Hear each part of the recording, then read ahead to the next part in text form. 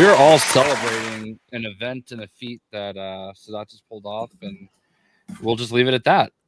Him and I know what happened, and it was impressive. My legend will live on forever. You'll never know. They will never know. They will never know what just happened. And it's What's up, Durag Nation? We are in Aftershow Nation, Shock Blast Nation. We're back for the Aftershow podcast. Hope everyone has had a wonderful week. If you're a gamer, you probably did, because holy shit. I mean, unless you're a grifter and rent well, then you're always miserable. You are trying to collect right now in every possible way. Yeah, a lot of grifting going on right now. But for the rest of us, a lot to celebrate. Big week in gaming, of course. This week was the Tokyo Game Show, and as part of those festivities, we had another PlayStation State of Play. Of course, we knew this was coming. If you've been following the channel, Jeff Grubb said this was going to happen like a month ago. Then Tom Henderson did that great follow-up saying that Wolverine, that according to his sources, Wolverine was like pretty much guaranteed to be there. And lo and behold, there it is. There he was. Insomniac also just posted a new screenshot today. So we'll go over everything, recap the Tokyo Game Show. I covered some of what I could, but I'm not trying to be up at like 3 o'clock in the morning for all the stuff. I had other stuff to do, but it was a good show. But first off, what's up, chat? How's everyone doing? Who's first this week? Geo again. Geo on fire. We have a new game that we play in my streams. It's called Here Before Geo. And it rarely gets to happen, but when it does, everybody lets each other know. I mean, it must be a pretty huge accomplishment, because Geo is always first. Indeed. And we appreciate it. We love you over here, Geo. What's up, Liam? Oh my God, why is Travis already acting jealous of Geo? Like, seriously, bro. It's too easy to trigger Travis. Yeah. What's up, Creeper Boss? Still that name, Jesus. Eastwood. Player was ranked today. Went from gold 3 to plat 1. Just gonna get diamond. Nice. What's up, Super Patrick? What's up, Radix? Gabe in the building. Roderick. What's up, Marvel? Jealous Travis. Love to see it. What's up, Ski? What's up, Charles? How's everyone feeling, Stu? Truly another great week. A lot happened, but so Wolf Nation, how did you enjoy the Tokyo Game Show festivities just in general? It's weird because it's happening, it's happening, but it just feels like it's not happening. Yeah. So like the timing of everything is weird, and I don't know. Like, I feel like it's always that weird one because they're so different, like time zone wise, So I know there's a lot of stuff that happened, but I don't remember any of it. Yeah, fair. We'll do some recap, because I didn't get to see all of it. I was going to, so I streamed a couple of them. I got invited to co-stream a couple of them. So I of course the big one, was the State of Play, which fortunately came on at a reasonable time at 5 p.m. Eastern. Everybody was excited for that, and the show lived up to the hype. More than lived up to the hype. I would say that Wolverine trailer was beautiful and bloody, just how God intended. What was that? Excuse me. Thought you're telling your dog a secret.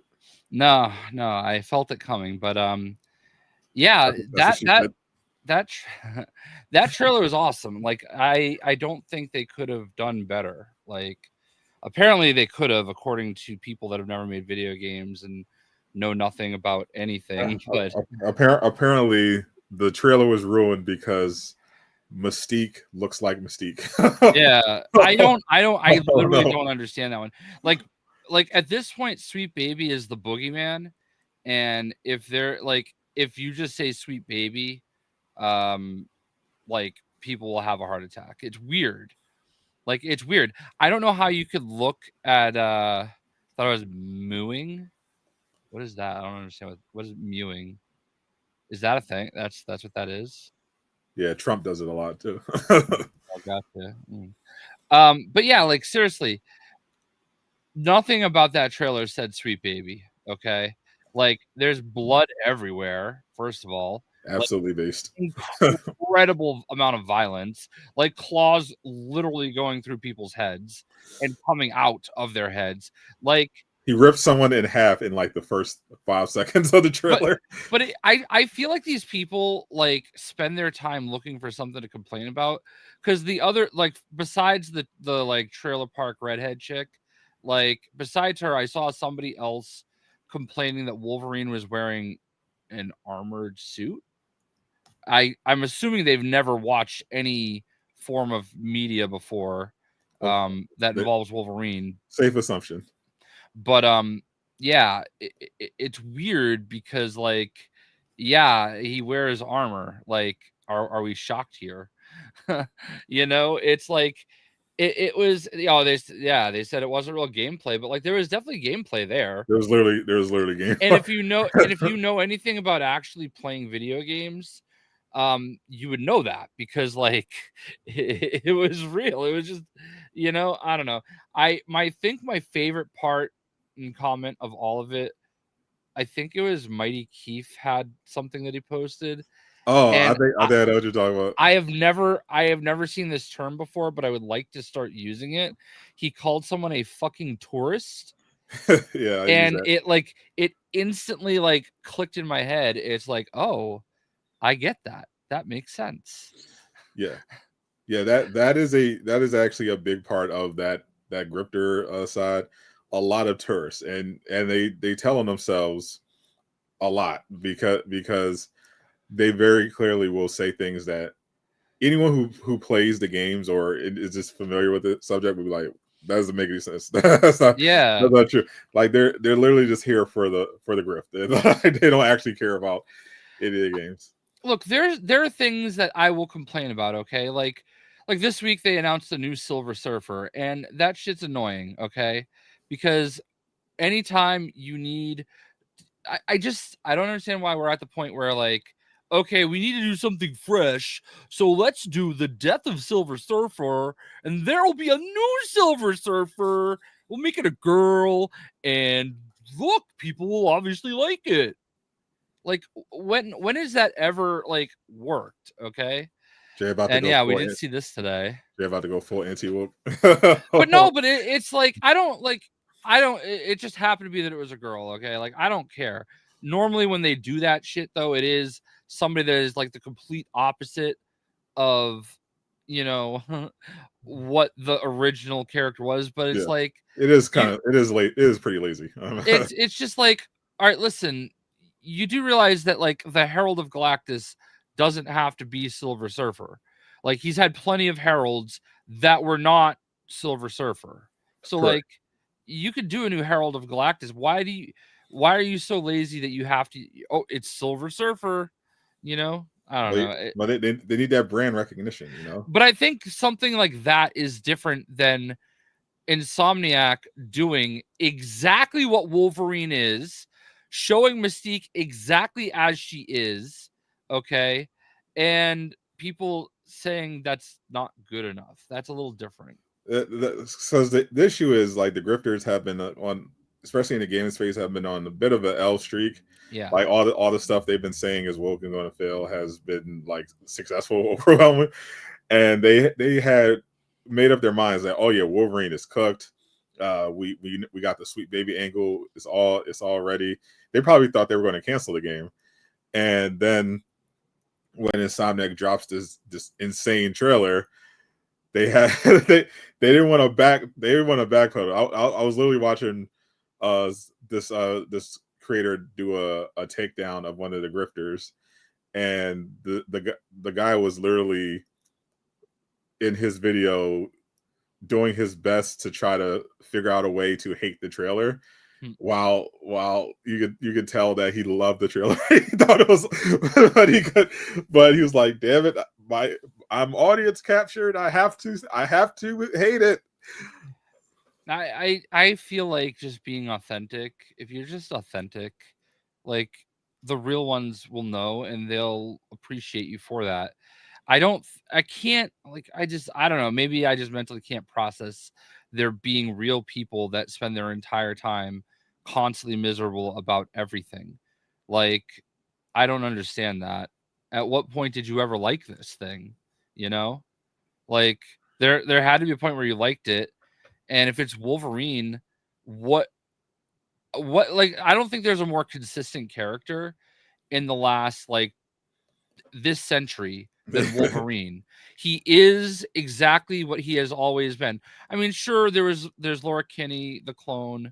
Like, I understand that, but that's like, but he's consistently always Wolverine, unapologetically, in every form of media he's been featured in. So, like, there's nothing about this version that even remotely screams woke Wolverine, you know? I mean, Like, clearly you weren't paying attention, Jay. I mean, just look at this clearly feminist inspired suit. like I still it still boggles my mind that somebody like complained about the armor. Like, why doesn't he just run around naked then? Like he can't be hurt. So why does he wear clothes at all? Notice they also didn't complain about the armor in the Fox X-Men. Nope. Or Deadpool versus Wolverine. That's because that I would literally point out in my video that the Insomniac one is similar to the direction they went with Deadpool and Wolverine, but a little more armor instead of just fabric. Like, what's the point of the gloves? Okay, what's the point of the gauntlets? They don't do anything. Like, is he just wearing them for fashion? Is Wolverine a fashionista? I don't think so. You know, there's all purpose to it. Yeah, it's all practical. It's all very practical. You know, I will say I am team sleeve Wolverine. You like to sleeve? Yeah. He's too hairy for me. I appreciate my hairy shirt king Wolverine. You know what though? He can have sleeves or sleeveless.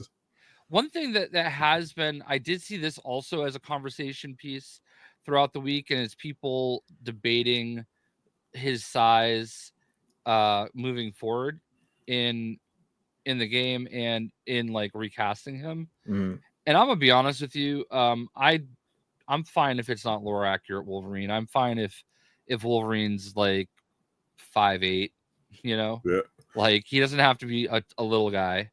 I know in the comics, technically speaking, you know, he's like 5'2", I think. Yeah, 5'3" probably. Yeah, but they don't always like. But Hugh Jackman, how tall is he? You know, like 6'3", 6'4". Right. And I've honestly grown accustomed to that, and I'm fine if Wolverine's bigger. He doesn't have to be small. But there were people that were like, no, you got to cast a smaller person. Like, and I'm like, oh, come on, bro. Tall Wolverine is woke. Short Wolverine is woke. Everything's woke. Represent the little people. Armani coming through with the 5. You happy Wolverine? Can't wait for Rise of Hydra. Yeah, Rise of Hydra is that was the one thing that I was looking out for as well during Tokyo Game Show Week, because they're literally running out of time to market this game, because they said when they delayed it that they were targeting early 2025. I mean early 2026. Problem with that is if they wait until the Game Awards to start doing their marketing, then they only have like 3 months to drive pre-orders. Mm-hmm. Barely. So they pretty much have to start like now or delay the game. And I think it's probably getting delayed if they don't show something. Well, I'll check in on Comic-Con, but if they don't show something, I think they're delaying it. Yeah, I don't think Comic-Con is actually a typical place for gaming. like big major gaming news. So I feel like the Game Awards is where we're gonna see it. Yeah. I mean, maybe, but like Sometimes, there will. yeah, they have gaming panels sometimes. Insomniac was the biggest one in recent years. Yeah, they definitely do. Like I got invited to something with Square Enix, I think there. Yeah, Mar Rivals. Tecmo Koei, whatever. Yeah, Mar Rivals had some Comic-Con stuff as well.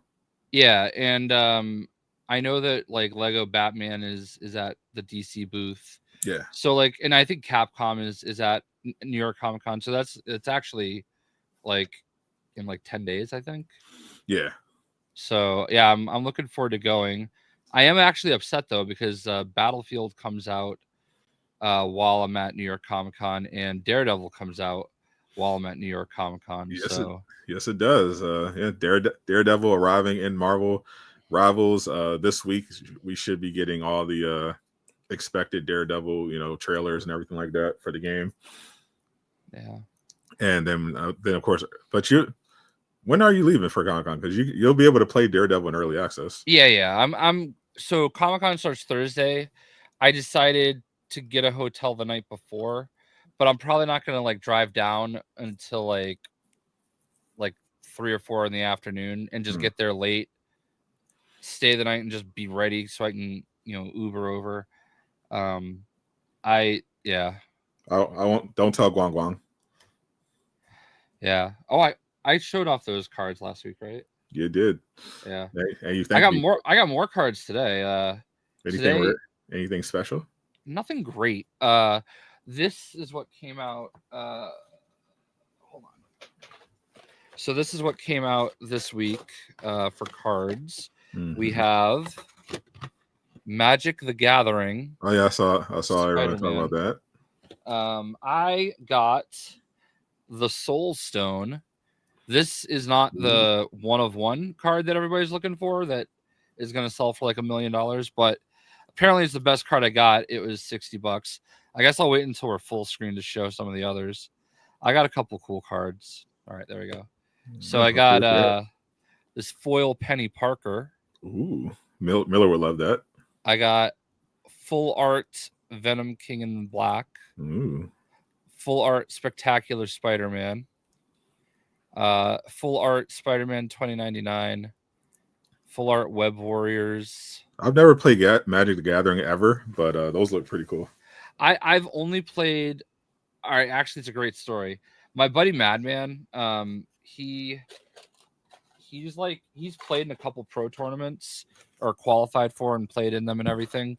So he's a very advanced Magic player, and I got invited over to a new set had just come out, and what they do is they do a draft where like everybody pays into the box, which is like the 30 packs, and like they just get divided out amongst the people. Right. And you open them, and everybody gets to like take one card from the pack and pass it around, that kind of thing. And then they played with those cards. I didn't pitch in, but I just opened some packs and whatever. And I actually got this card right here. I have it in this like huge, like plastic frame. Okay. It's Phage the Untouchable. And I pulled this card and I read it, and we'll get into Borderlands in a minute. Don't ask me in the middle of my question. Yeah, Jesus. Let him cook. Okay. So I read the card, and keeping in mind, I've never really played Magic before. And I look at it, and I'm like, this text can't be real. And I showed it to the person next to me, which you're not really supposed to do if you're really serious about it. And they read it, and they're like, oh, shit. So basically, the card says that if you do damage during your turn and the player can't block it, they lose. Yeah. So like, but the thing is, in order to activate it, you have to play it and then wait a rotation. But then I also got a card that says at the beginning of the game, write down the name of a character, and that character gains haste, which means you can go without rotating around.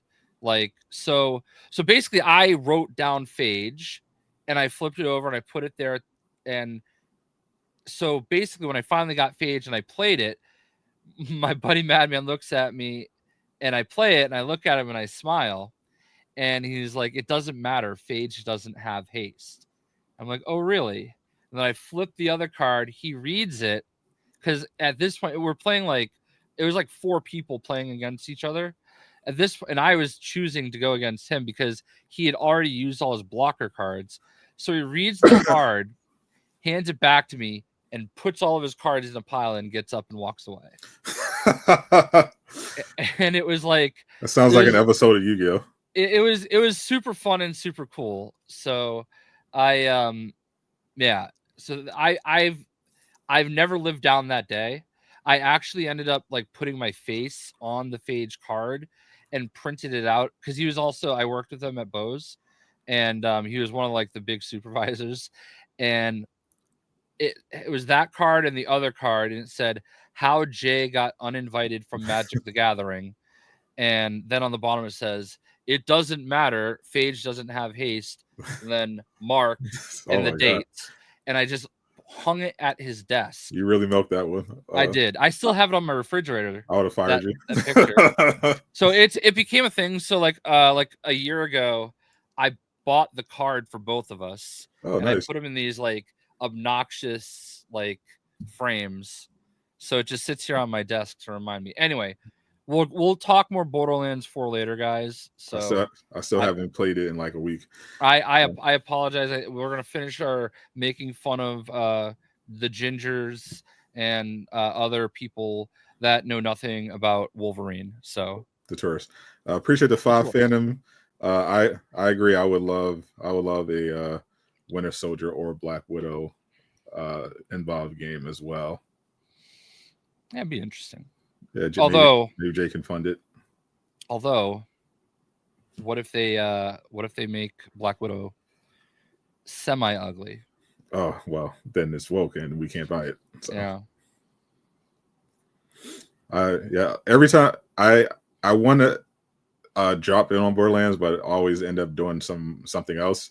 So all right, I guess we'll just do it now. Yeah, only time I play Borderlands is when I get a ping from our Discord, and they announced that they got some new shift keys. So I just go. What they also did last night, though, during Tokyo Game Show, new Vault Hunter, right? Yeah, they showed off the new Vault Hunter, which is very interesting. I actually am very intrigued. It comes out next with the big expansion, I think. And there's a trailer, actually. You can watch the trailer.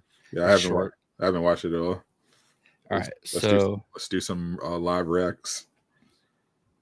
Let's go share screen. Full screen will include audio. The browser can't access your screen. Skill issue. Marnie, appreciate the 5. Let's go. That deserves a round of applause. We hope it was Captain America never sold an Avengers game. Yeah, Avengers. I imagine he'll be a lot faster than the Avengers game, because Avengers. I mean, their engine literally couldn't handle anything moving too fast. It was just not the correct engine for that type of game. All right, so here it is. Cash.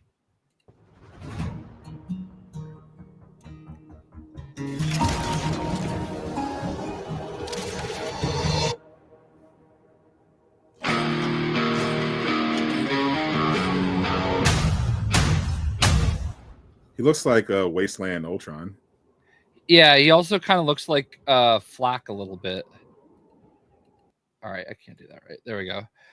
So yeah, he kind of reminds me a little bit of Flak from Borderlands 3. Interesting.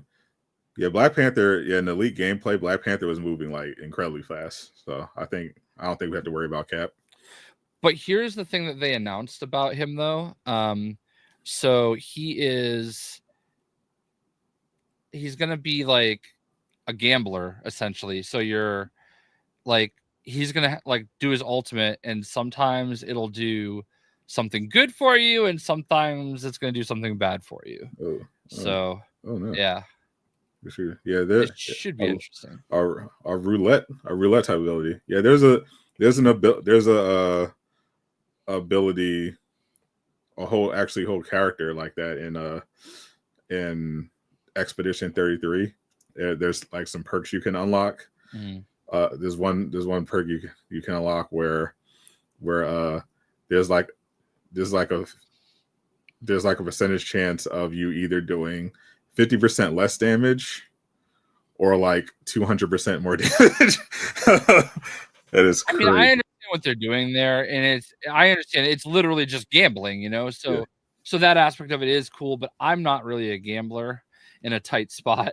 So I don't want to have to you know, run the risk of drawing bad, you know what I mean? But I don't know, it'll be interesting. I finally have completed everything on the map.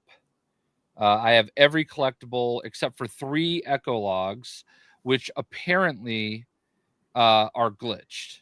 Like nobody knows where they are. I'll help you out, old man.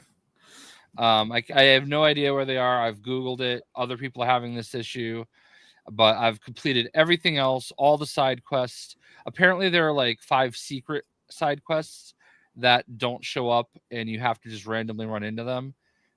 So thankfully, there's the internet, and I found those. Shout out to Manny if he's out there for letting me know that.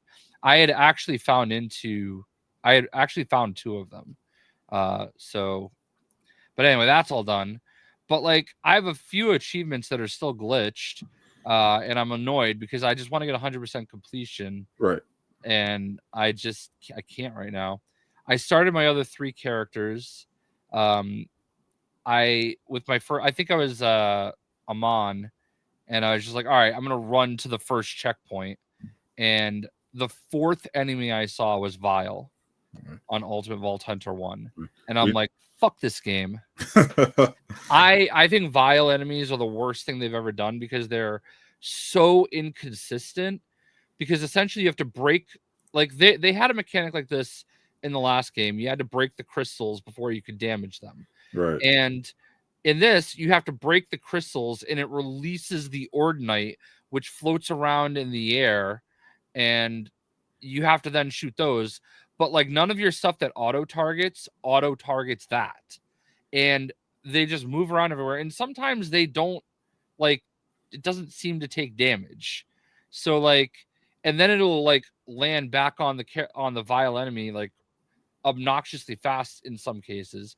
But and there are just some like the Thresher one made me want to like throw my controller. The Vile Thresher, that one sucks. Maybe we can ask Casual to help you out. I'm sure he can carry you. But like, it's funny because like I'm not like playing the game looking for all the broken weapons. I did find Moxie did have a really good build for Rafa, and that's working out for me. But like, there are a few weapons that you can get that are just totally broken. Oh, the life coach one, that one was so stupid. There are a couple there are some quests I'm like, oh, this is what we call filler.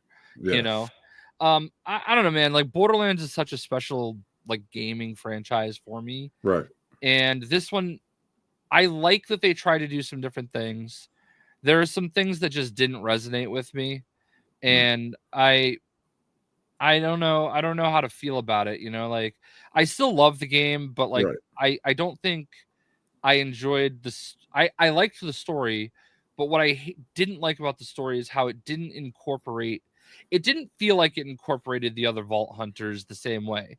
Like, there are some of the like cutscenes where it's actually just a still image that's kind of moving and juxtaposing itself on the screen. It's not an actual cutscene, and you see the other Vault Hunters there. So it's supposed to insinuate that they did work together on all this. But in the other games, especially the second one, and the first one, but like the second one incorporated both games Vault Hunters, you know? And I don't know. I understand why not all of them are here on Kairos, but I don't understand why there aren't cutscenes that show, you know, Rafa with Vex and Amon. Yeah, I thought that was odd. Yeah, it's weird because it feels like you're the only Vault Hunter. Yeah, and it's not really. I don't know, and I guess there's a part of me that's like, I guess I can understand why you would do that, but I just liked the idea that they were all working together because that's what they've always kind of done, or at least it's been like it's felt that way. And maybe the new DLCs will bring in some of the others that crash landed on Sanctuary, but like if you think about it, all right, we find Moxie and we find Zane and Mara, and then the other character that a little spoilery. We won't talk about her yet. No spoiler. Yeah, we find that other character, but that's it. Like so, like where's Flack and where's the other Vault Hunter that I can't think of right now? Like where's Zero? Where's Axton? We know Roland's dead, but like where is everybody else? Like because they were together at the end of Borderlands 3 on Sanctuary. Right. So like what happened, Maybe we'll find and maybe out. that's what DLC will allude to. I don't know. Yeah, maybe we'll find out. You got to let them cook, Jay. That's fair, and I'm acknowledging that. But this is a premium game for premium players, which so you gotta trust that they cooked. I have to say, there were too many problems for him to have that quote hanging over his head. I love the game, love the franchise, but this is just further proof that I'm always going to call it like it is. Like I hate that I have to like complain about it. It released early? I don't think so. I think they pushed it back at one point. I think it was supposed to come out before, but they pushed it back and I think they pushed it up slightly. Oh, that's right. They pushed up like a week or two. Yeah. Right. That is correct. But it wasn't like a big jump, obviously. But still, I don't know, man. I do think like there's a lot to love. I appreciate that they tried to. The open world, I think, is what caused all the issues. Okay. Yeah. They've never worked on a map of that scale, and I kind of like the other way they did it, where they segmented the maps because it was easier to move around. I don't know. Yeah, I don't feel like, and I've only played like maybe I don't know 10 hours or so, but I just never felt like the open world was justified.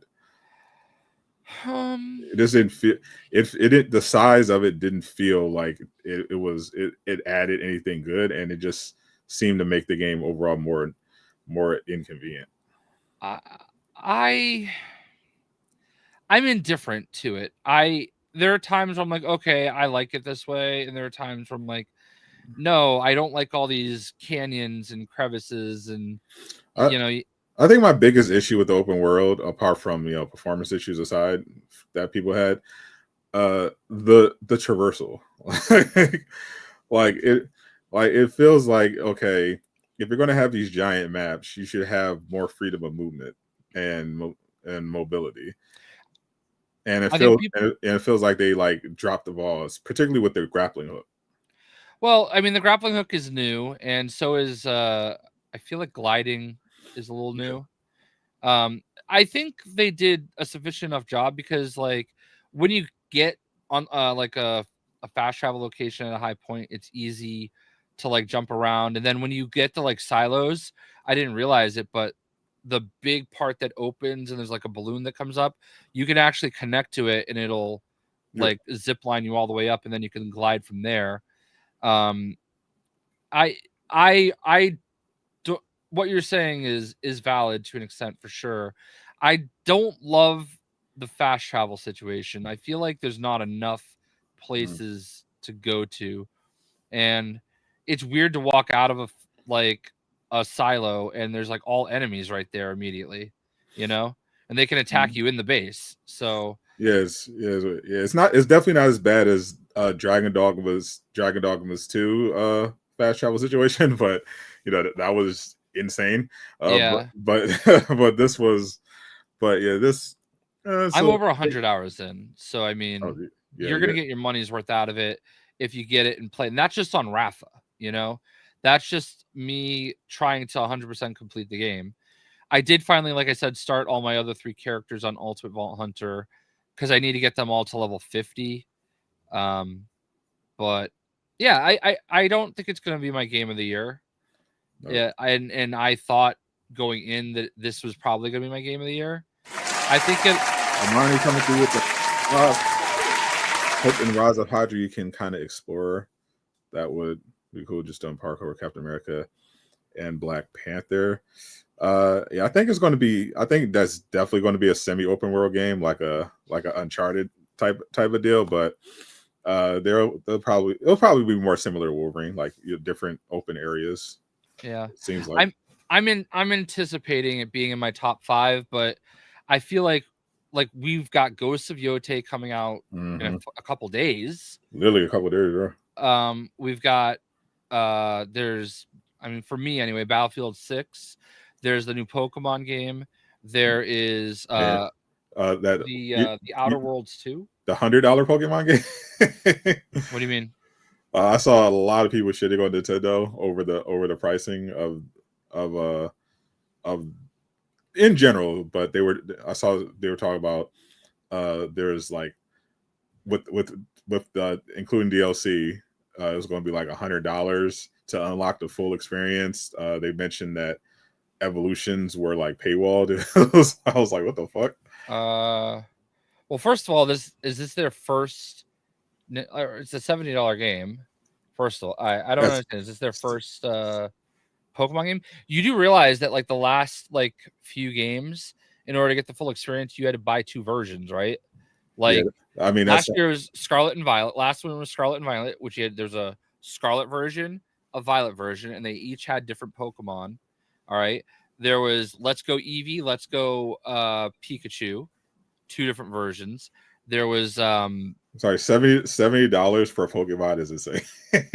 I think it's gonna be worth it. I haven't seen what the like DLC pass is, but that like, are we just acting like no, we've never had a battle pass or a expansion pass?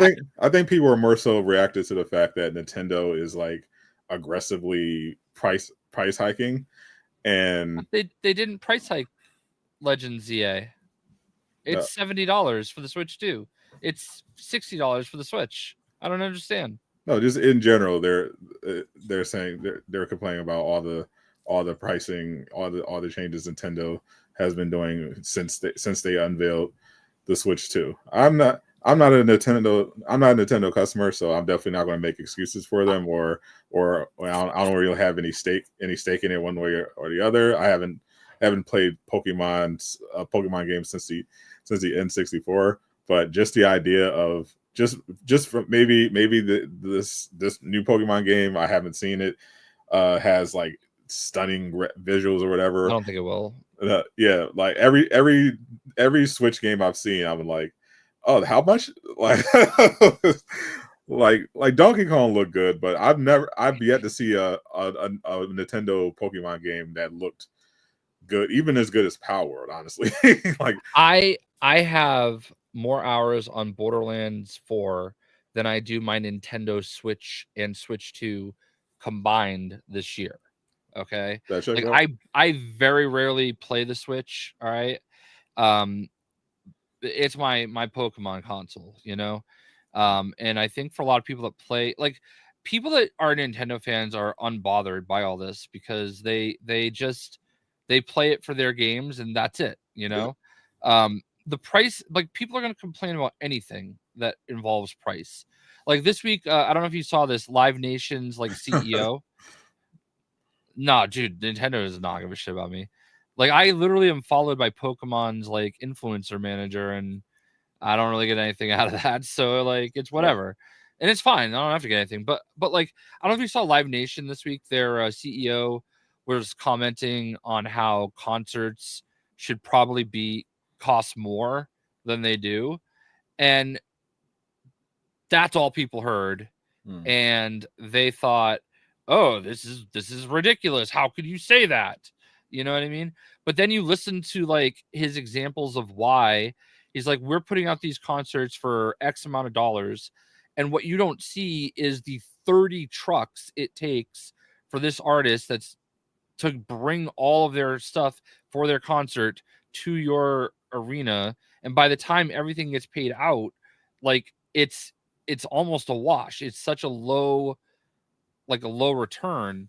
And like in that regard, like nobody wants to pay more money for anything, but like he's not wrong. And he pointed out how like other events like sports, like their ticket prices are able to go up and up and up, and people keep paying it and don't question it. Whereas with a concert, I did notice concerts have gotten a lot more expensive from when I was going all the time. And I understand it's not like they're doing it to like milk the customer, but like I mean, there could be some of that.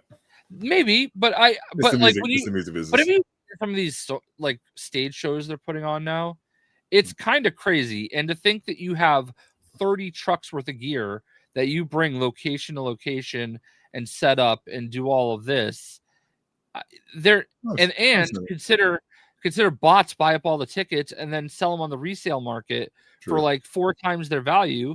I think what he's saying is like we're seeing all these people have to go to the secondhand market anyway.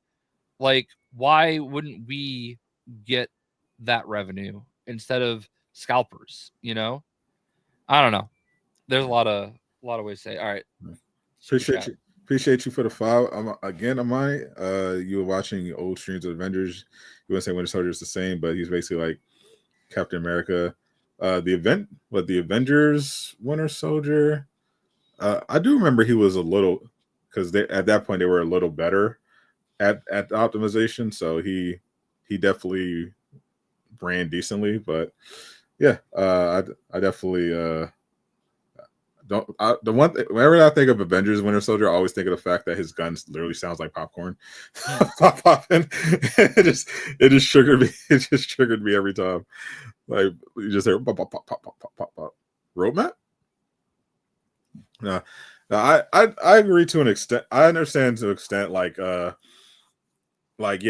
when you do have to factor in how much you're spending, but at the same time, there's always someone trying to drive prices up, to enrich themselves. That's just the nature of the business. And also, what a consumer could argue that you don't necessarily need 30 trucks to I don't disagree with you there. This voluntary a lot, because a lot of people seems pretty crazy. Yeah, because a lot of people, they just show up because they love the artist, they love the music, they just want to see them, they just want to be there in the room. They don't need 40 dancers juggling pyro torches and doing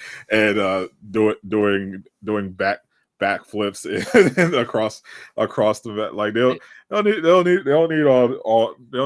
them to turn it into like an entire production with potentially hundreds of thousands of dollars. Like I remember one of my favorite concerts I've ever been to was Lupe Fiasco when he came to Philly. And Lupe came out. He had his sound equipment.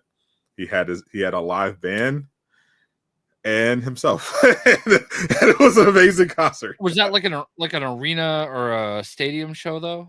It wasn't a huge stadium show. No. So I think we're talking about the arenas. I saw Beyonce in the stadium. Yeah.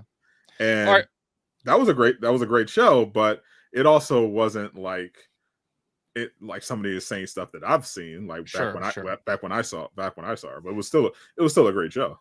I think a good example of when it's cool is like Slipknot. All right, back in the day, Slipknot did this thing, and they weren't even original. Like Tommy Lee did this at one point back in the day, but like their drummer, his riser would shift, and he would like be drumming upside down.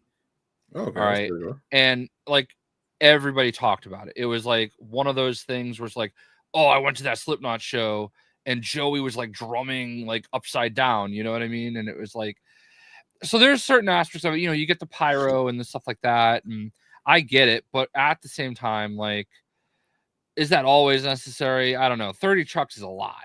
and that was probably an extreme example. Yeah, that seems. But you also have to figure in like Metallica. Okay, I've seen like their stage. Obviously, these artists bring in their own stages. They're not like supplied by the venue, right? I would imagine. But Metallica, they set it up so that their stage is in the middle of the arena, and it's like a 360-degree thing. So like, you have to admit that's pretty cool to be able to like see them from every direction, and they rotate and all of that. And it's also Metallica, so I would expect to pay premium prices for a premium. Sure. My wife and I were talking about this last night because we went to an event in Boston. Have you ever seen the show The Challenge? I've heard about it. I love The Challenge. It started off as like people that were on MTV's Real World and Road Rules, and they would, compete against each other. Oh, nice. So they had an event in Boston last night. It's called Challenge Mania, where it's basically like WrestleMania. No, but like there's like 6 or 7 people from the show that come out, and they do like just a question and answer kind of thing. They're all there, and like I think the tickets were $60 for the regular tickets, but I got like the $200 VIP package. Ooh. And we got to meet them all and talk to them for a little bit. And, like the food, you had to order food. So like the food was like $100. The parking was like $50. So like when it's all said and done, like we spent like $600 to do this event, between tickets and food and parking. And Jesus. Yeah, it's kind of crazy when you think about it. Like it adds up real quick. 6, 7. Yeah. Jay's too old for that. Continue. Yeah, but we got the experience. We got to meet them and hang out with them and talk to them, and it was cool. Like one of the people there won like one of the seasons of Survivor. We watched that season, and I don't know. We got to meet like one of the people is considered the greatest like female challenge player by most people, and we're gonna go to the next one because they said CT would be there. And that's the real GOAT. I don't know Smashing Machine. I know Smashing. It's the new Rock. It's the new Rock movie, based on the UFC fighter. Oh, that I saw. Yeah, I saw some. Yeah, it doesn't look like a movie I just see in theaters, but it looks insane. Like breaking news: our Super Bowl 2026 halftime performer has been announced. Ooh, Drake. Bad Bunny. Oh, okay. I'll be skipping this one, but I like Bad Bunny. Like the idea of Bad Bunny, the wrestling stuff is cool. I just never got into his music. Yeah, I'm not really that excited either. Yeah, it would be hilarious if it was Drake. Yeah, it would be actually. Now that I think about it, yeah. They missed an opportunity there. But yeah. I just like, wouldn't you, Eastwood? You're telling me you wouldn't like to meet people that you enjoy watching, like in whatever it is, like Jay Shockless. Yeah, like you're telling me you wouldn't like be excited to meet Sadat the Gamer, take pictures with him, maybe like curl his dreads in your finger. I don't do pictures or meet. Marnie with another 5 coming through. Marnie's spending his whole paycheck with us.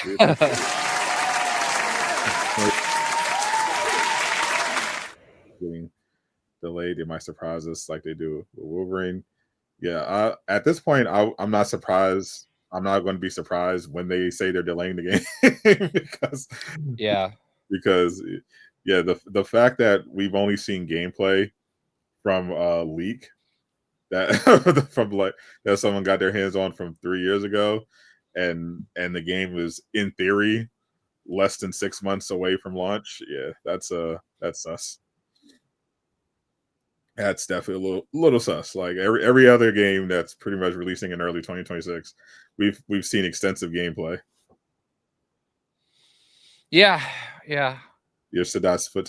I'm gonna be honest with you though, like there's so much coming out that like I'm not even thinking about that game right now. Oh my god, yeah. I was co-streaming the PC gaming show. They did their first ever PC gaming show at the Tokyo Game Show, and even that show, typically wasn't expecting anything. Even that had like a couple games. I was like, oh shit, and they're coming out 2026, man. Yeah, it's absolutely stacked. Like it's unbelievable. I was looking at just the whole year is stacked. Like not we're talking about gaming, but I was looking at a couple of tweets from like Culture Crave and everything like that, and like if you look at just the Marvel projects that are coming out next year, you have the games, Rise of Hydra, Tokan Fighting Souls, Wolverine. Then you got the Punisher special, Daredevil Born Again Season 2.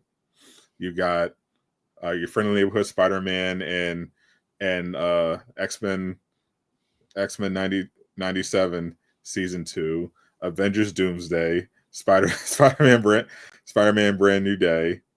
And then DC has Supergirl, Woman of Tomorrow. They also have Lanterns, like, and that's not even getting all the. Then you have all the game stuff. You have GTA 6, and it's a wild year. Lego Batman, of course. Jay's got to put the Legos. Big Lego enjoyer. Hopefully, it can build him another house. Oh, I just finished paying this one off. I'll be happy. Yeah. Crimson Desert. That's one of my personal favorites. Undefeated Genesis. I've been absolutely just glazing that nonstop. But that's the closest we've gotten to a proper Superman game, and that's going to be crazy. X-Men 6, 7. I actually completely disagree with what East was saying. Superhero fatigue is definitely a real thing. No way. It's not. Superhero fatigue is not real. No way. As long as stuff is good, people will like it. Yeah, I think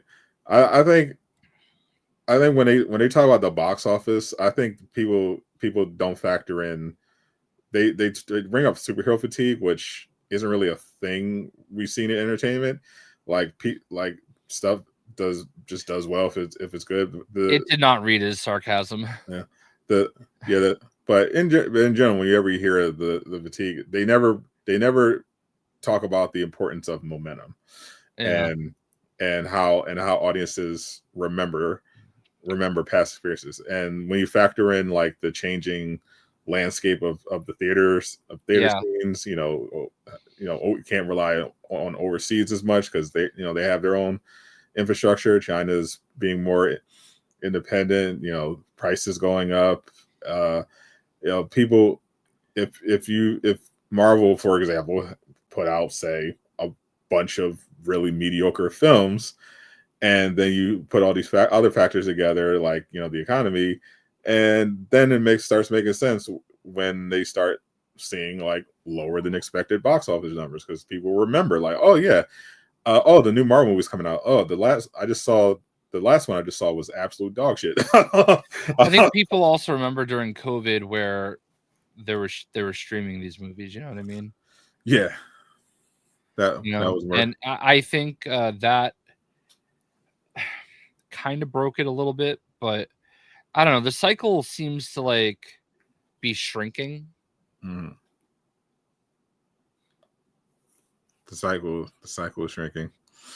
Yeah, I think Marvel just needs to just have like kind of a string of just good shit, and they'll be back on track. Like, and obviously and I think they kind of had that. Like they dropped the ball with Brave New World, but then Thunderbolts was good. It was just conceptually it was hard sell, but then Fantastic Four did much better, and generally had good vibes. And now just a lot of hype going for Brand New Day. I'm sure a ton of people are going to see Avengers Doomsday, so that'll get them. That should be able to get them through this last phase, and then they start new with the X-Men. Yeah. I don't know, man, but I feel like people just and I read Eastwood's comment in isolation, so like it's not like that ridiculous to think that sarcasm wasn't dripping off of it. People still think that. Yeah, the EA news is. I was looking into the EA stuff.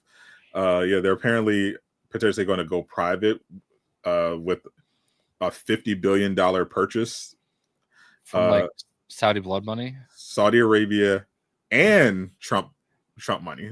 Jared Kushner's investment firms involved. And maybe Armani's going to be contributing as well to the EA fund, because he's definitely got money to blow. I know you're going live at Game, your favorite YouTuber Game besides Speed. Oh, I am honored to be considered right next to one pretty much biggest streamer in the world at this point. Wait, how do you know he's not talking about me? I don't think anyone has ever called you Speed. No, I mean, anyway. Favorite YouTuber? Come on, Jay. I've heard that before. Yeah, but you know, look where we are. Fine, it's probably.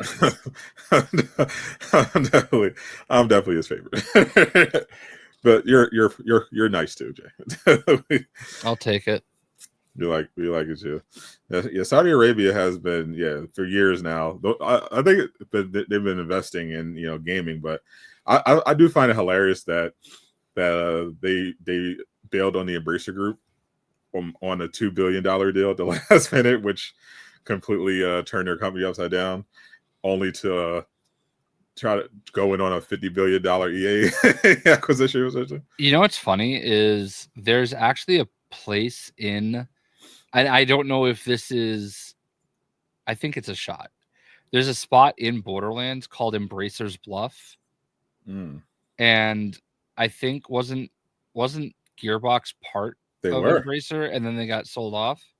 Yeah, they worked out a deal to get bought off. Yep. So I kind of wonder if that was a reference. Little shot. I think that's definitely not a coincidence. Yeah. I think they definitely doing a little jab at their former publisher. It's weird because like with the Saudis and everything,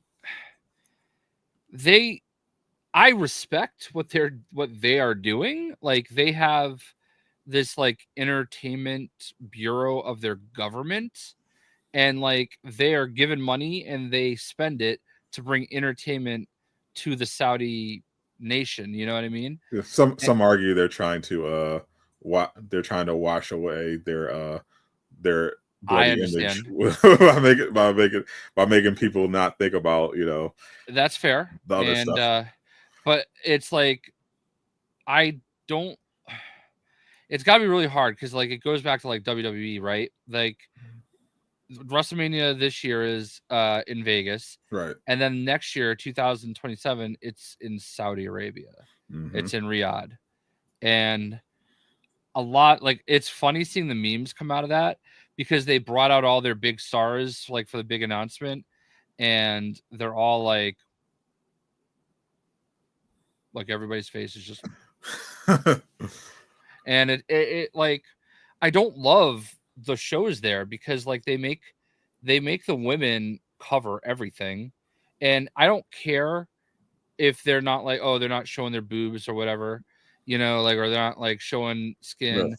I don't care about that, but what I do care about is them just being themselves and being their character and wearing what their character is supposed to wear. You know what I mean?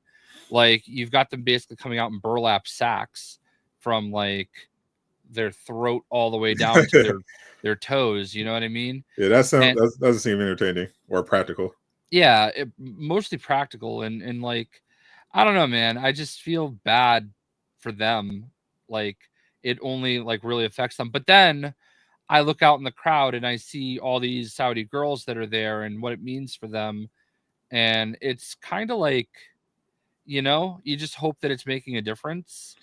But like, I'm not going to not watch it. Like, obviously I'm going to watch it. But I'm definitely not, I wouldn't ever consider going to it. And that's the big thing about WrestleMania is like, it's the Super Bowl of wrestling. It's the event of wrestling. Like, not only does WWE have all this like big event centered around WrestleMania, but like a lot of the other wrestling organizations also come into town and try to like leech off of WrestleMania week because they know all these WrestleMania in Vegas is not going to be a crowd full of people from Vegas, whereas, you know, Monday Night Raw in Philadelphia is mostly Philadelphia fans, you know? Yeah. It's just people from all over the world go in for this one big event, and I don't know if that's going to happen in Saudi Arabia. And it's fine because they could probably fill up their arena on their own, but like, man, it's yeah. I don't know. Money is a hell of a motivator. Yeah, I mean, well, CM Punk, my favorite, had to eat a whole lot of crow because a couple years ago he made a comment about Saudi blood money and stuff like that, and not having to, you know, suck the dick of Saudi blood money or something, and he actually had to go over there for the first time this year as part of one of the shows, as one of the like main events of the show. Oh boy. And they put him out there, and there are people that were very critical of him during some of his media appearances, like Saudi citizens, and he had to address it, you know. And it's got to be tough, but you get that cash money, it makes it all better. Yeah, it made you lose respect because he looked at the situation and handled it and did what's best for business. I think the best comment I saw about this whole Saudi and EA thing came from Reddit. Yeah. They were talking about the new EA, and they said from the company that brought you FIFA, Madden, and 9/11. I was like, oh shit. I was like, fuck, that was a good one. It's kind of funny how Travis like criticizes so many people when he doesn't even realize that like most people think he's got his own issues. You know what I mean? Like, sure. I think that's the wild part is like Travis, sometimes I just wonder, like, you ride your high fucking horse all the time, and like, bro, your shit stinks just the same. Travis is what the folks would call opinionated. Yeah, I will say. The thing about Travis is that he definitely imagine saying Saudis aren't human beings and thinking you're the good guy. Yeah, that's crazy. Like that's he has strong he has strong takes, but I think the problem is that he has strong takes, but he doesn't always think through them. Yeah, like logically, like it makes sense to be like critical of Saudi, sure, the government, specifically the government, yeah, for past actions, but it doesn't make sense to like lump the citizens involved with it. Yeah, I don't know. It's sometimes Asperger's could be that. Yeah, it like exactly what Eastwood said. Like, I don't know. I would never say like a whole group, a whole nation aren't real people. Yeah, that's insane. Like, and then try to say like CM Punk doesn't have any morals. That's the point I'm trying to make. Thank you for helping me with it. Yeah, like, you know? Yeah, like it seems like it seems kind of off to judge someone's morality when you just also just said something extraordinarily racist. I'm saying this so I hope you can understand, like, you know what I mean? Like, understand where you're coming from. They tried to kill your people. Were you in the war? What the fuck are you talking about? Like it makes sense if you have beef with the government of Saudi Arabia, or you know, they're operatives, but yeah, the people have nothing to do with it, right? Like, anyway, this is going down a path I did not intend to go, but you know, I don't know. It just always strikes me as weird sometimes. Thank you, yeah. So yeah, I do say Travis has probably some. He'll give you like 99 of the worst takes you ever heard in a row, and then he'll drop something that makes sense. But the only part that annoys me though is that he thinks that he's batting 1,000. Yeah, he's most certainly not. If people say Winter Soldier is stronger, Cap, he's strong, but Captain America is really good hand to hand. Yeah, Captain America was given Bucky the business a little bit, but yeah, I think canonically Cap is the better fighter, but Bucky, he's got the metal arm and the gun. Yeah, Travis definitely has his issues. I think he'll walk it back later. He just gets. He already is. It's whatever. Yeah, he just gets. He just gets. I don't think he's a bad dude. I just think. Yeah, I don't think he's. Sometimes he doesn't think through like the history of what he said with what he's saying. Yeah, I don't think he's a type that would fit in the Earth X that Peacemaker found himself in. That's a great segue. That was fantastic. Professional. That's why they pay me the big bucks. Professional shit. Yeah, right. Yeah, Peacemaker latest episode hit, and it's pretty much exactly what me and several other people were saying was going to happen. I knew as soon as Adebayo is like, oh, I'm gonna go for a walk. I'm like, don't go outside. No. Don't do it. No. Yeah. No, it was pretty funny. Yeah. You know what's funny is like people are coming after Fortnite for the dance. Yeah. And part of the dance, we've seen it. Cena does, this, and then goes to this. And they're saying that's part of the dance in Fortnite too. And they're saying that's a secret Nazi sign. Yeah, that's definitely not. But it's literally just a robotic dance that they do. It's just weird. Like what are they supposed to do? This and then this? You know what I mean? Like it's literally it's natural. Like it's just what they do, and like it's a natural like movement that makes sense for what they're doing. And by the way, I think they would have to be doing this and this in order to make it a Nazi sign, which they didn't. It's basically an H. But like they disabled the emote in Fortnite while they investigate what the intention is from the creator. And I'm like, oh, that's really weird, because don't you have like a David song on there? Or D4VD? Are you familiar with that person, that artist? Never heard of him. Okay, that's another rabbit hole. I was not familiar with it. Oh, they removed that too. Did that happen today? Because that was what everybody's comments were. So hold on. So there's this singer who is just out on this massive tour, and thank you, Gabe, for the 2. Thank you for appreciating.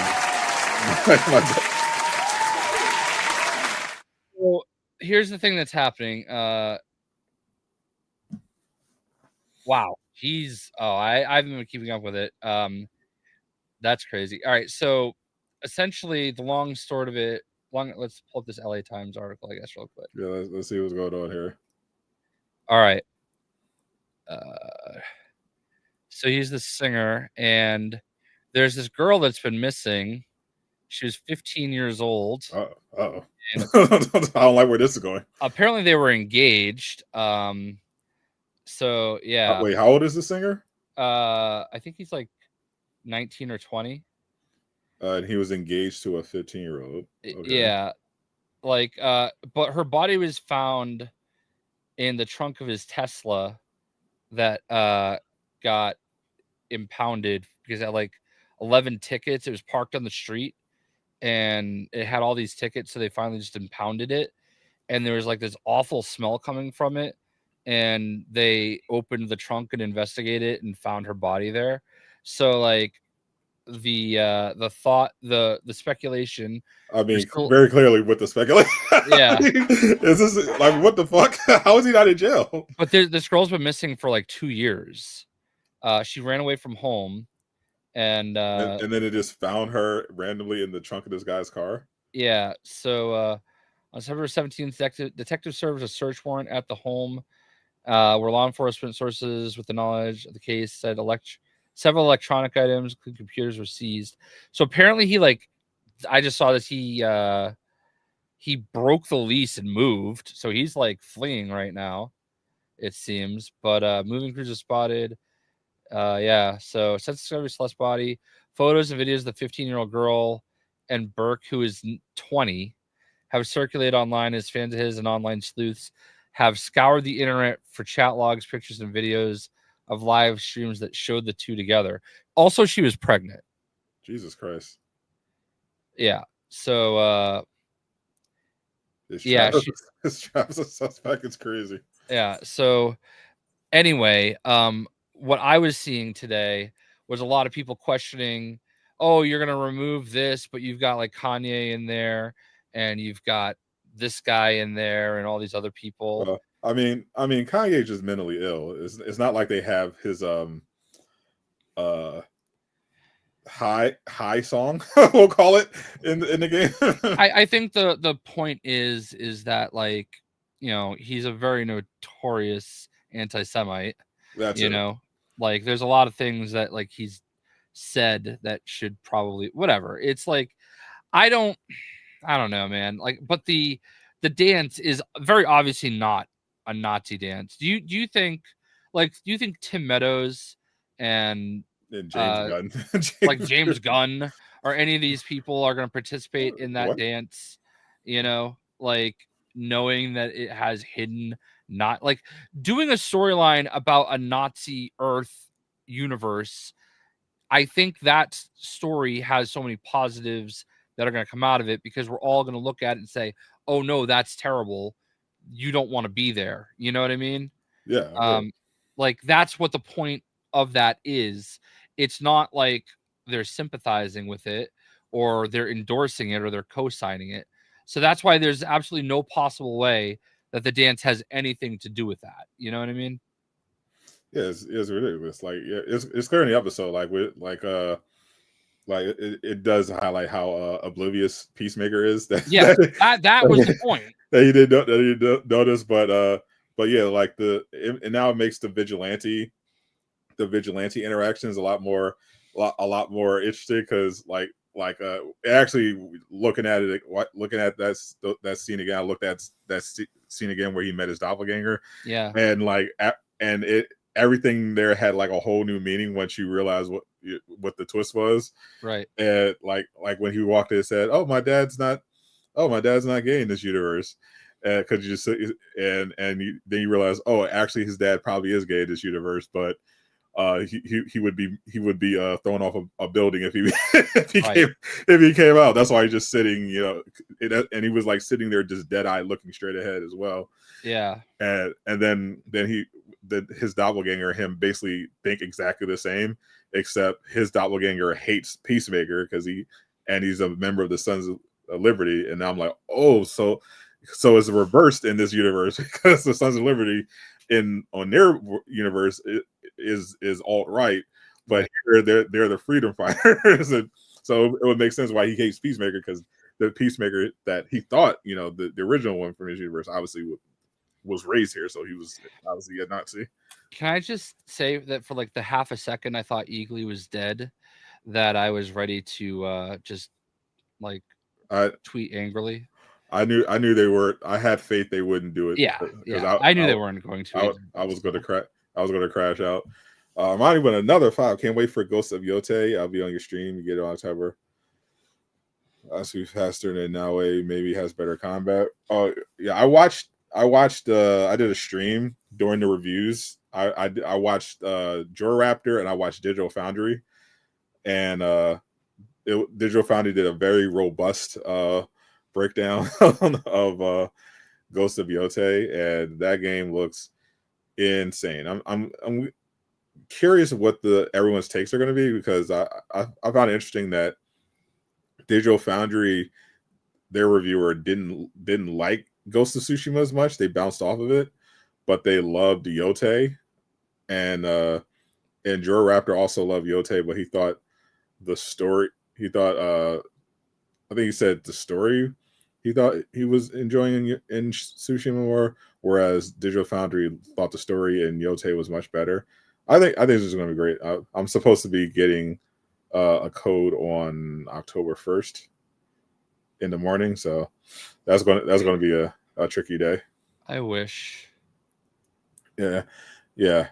Good problem. Good problem. Happy. I'm going to have to juggle the Daredevil stuff with streaming Ghost of Yote. So. I don't. Well, yeah. I guess the Daredevil stuff is going to start dropping. I get that. Yeah. I will probably. Oh, I'll probably be playing it Friday. I would imagine, right? That's when I would imagine the stream will be.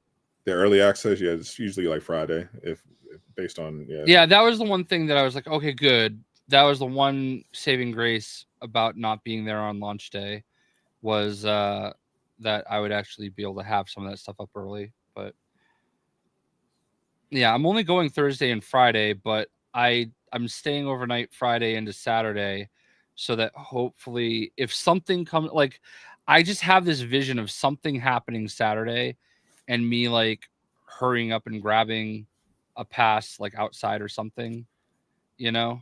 What are you expecting? All right, you know what, hold on, I don't know, I feel like there might be something big that ends up happening where I'm like, well, I know that Mortal Kombat, like, a lot of their people are gonna be there on Saturday, and I just want to be available in case an opportunity comes up, you know what I mean? Like yeah, some kind of opportunity, maybe something related to injustice. Yeah, I'm not expecting it. Right. I like, this is literally just me being ready, because that's not something that I think anybody's gonna be able to help me with. But I just want to like put myself in a position where if I can be available. Otherwise, I'll just get up and drive home in the morning. I mean, I'd probably rather, actually, I'll be honest. I think I would rather just rest a little bit at night and go in the morning, because it's gonna be 2 long days of walking. But I'm built for it. Although, what the hell is the weather supposed to be like? Because it was like 80 degrees here today. I don't know what it was like down there. But I did notice it was a little stuffy. I didn't go outside though. yeah, I am. It's been very muggy. Yeah. All right. Yeah. I mean, like this time of year, it's normally starting to cool down, and I feel like it's not necessarily global warming as much as it is like, I feel like the seasons have shifted a little. I feel like it stays cooler later, like later into the cycle, and it stays warmer later into the cycle. Like, I feel like it's almost shifted like a month. What used to be the fall is still a little bit summery, and what used to be like the end of winter is, or spring, is still not quite over. You know what I mean? I don't know. I don't know how to describe it. I think I nailed it. I think you did a perfect job, Jay. Anyway, Peacemaker. Nazis everywhere. Yeah, I do think that was a very strong episode. Yeah, I love the Lex Luthor appearance. Yeah, that worked out really well, and I'm interested to see what happens there. I'm also intrigued to. I don't know. I don't know how I feel about Rick Flag Sr. Yeah, he's like, I really like Grillo as an actor. He's really good. Yeah, his character in Creature Commandos is really good. But yeah, he's definitely kind of more of a villain in this one comparison. Like because the Creature Commandos, he was just like kind of this, he maybe has some flaws, but he was also, generally as professional as he could, trying to get the job done. Whereas now, I guess this has exposed just how much losing his son to Peacemaker got to him, because like all the professionalism was gone, and now he's just a straight op right now. I wonder if there's going to be a redemption arc for Senior, maybe because now I was actually thinking, because I was watching Nando, and he was thinking about how he was talking about how maybe he thought Peacemaker might be trying to take Rick Flag Jr. from that dimension and bring him over here to theirs. But would you want to bring a Nazi over, or I don't think I think Rick Flag is secretly also a son of Liberty. He could. It was very much could, because maybe him being like kind of a wimp was like their way of tipping it off that he's not Right. he's not one of them. Right. He's not one of the Reich, the Reichus. So and that's definitely possible because we know Vigilante is a good guy in this universe. So yeah, it stands to reason that some other people. So maybe Peacemaker finds out he's not like them and tries to bring him back as a peace offering to Rick Flag Senior.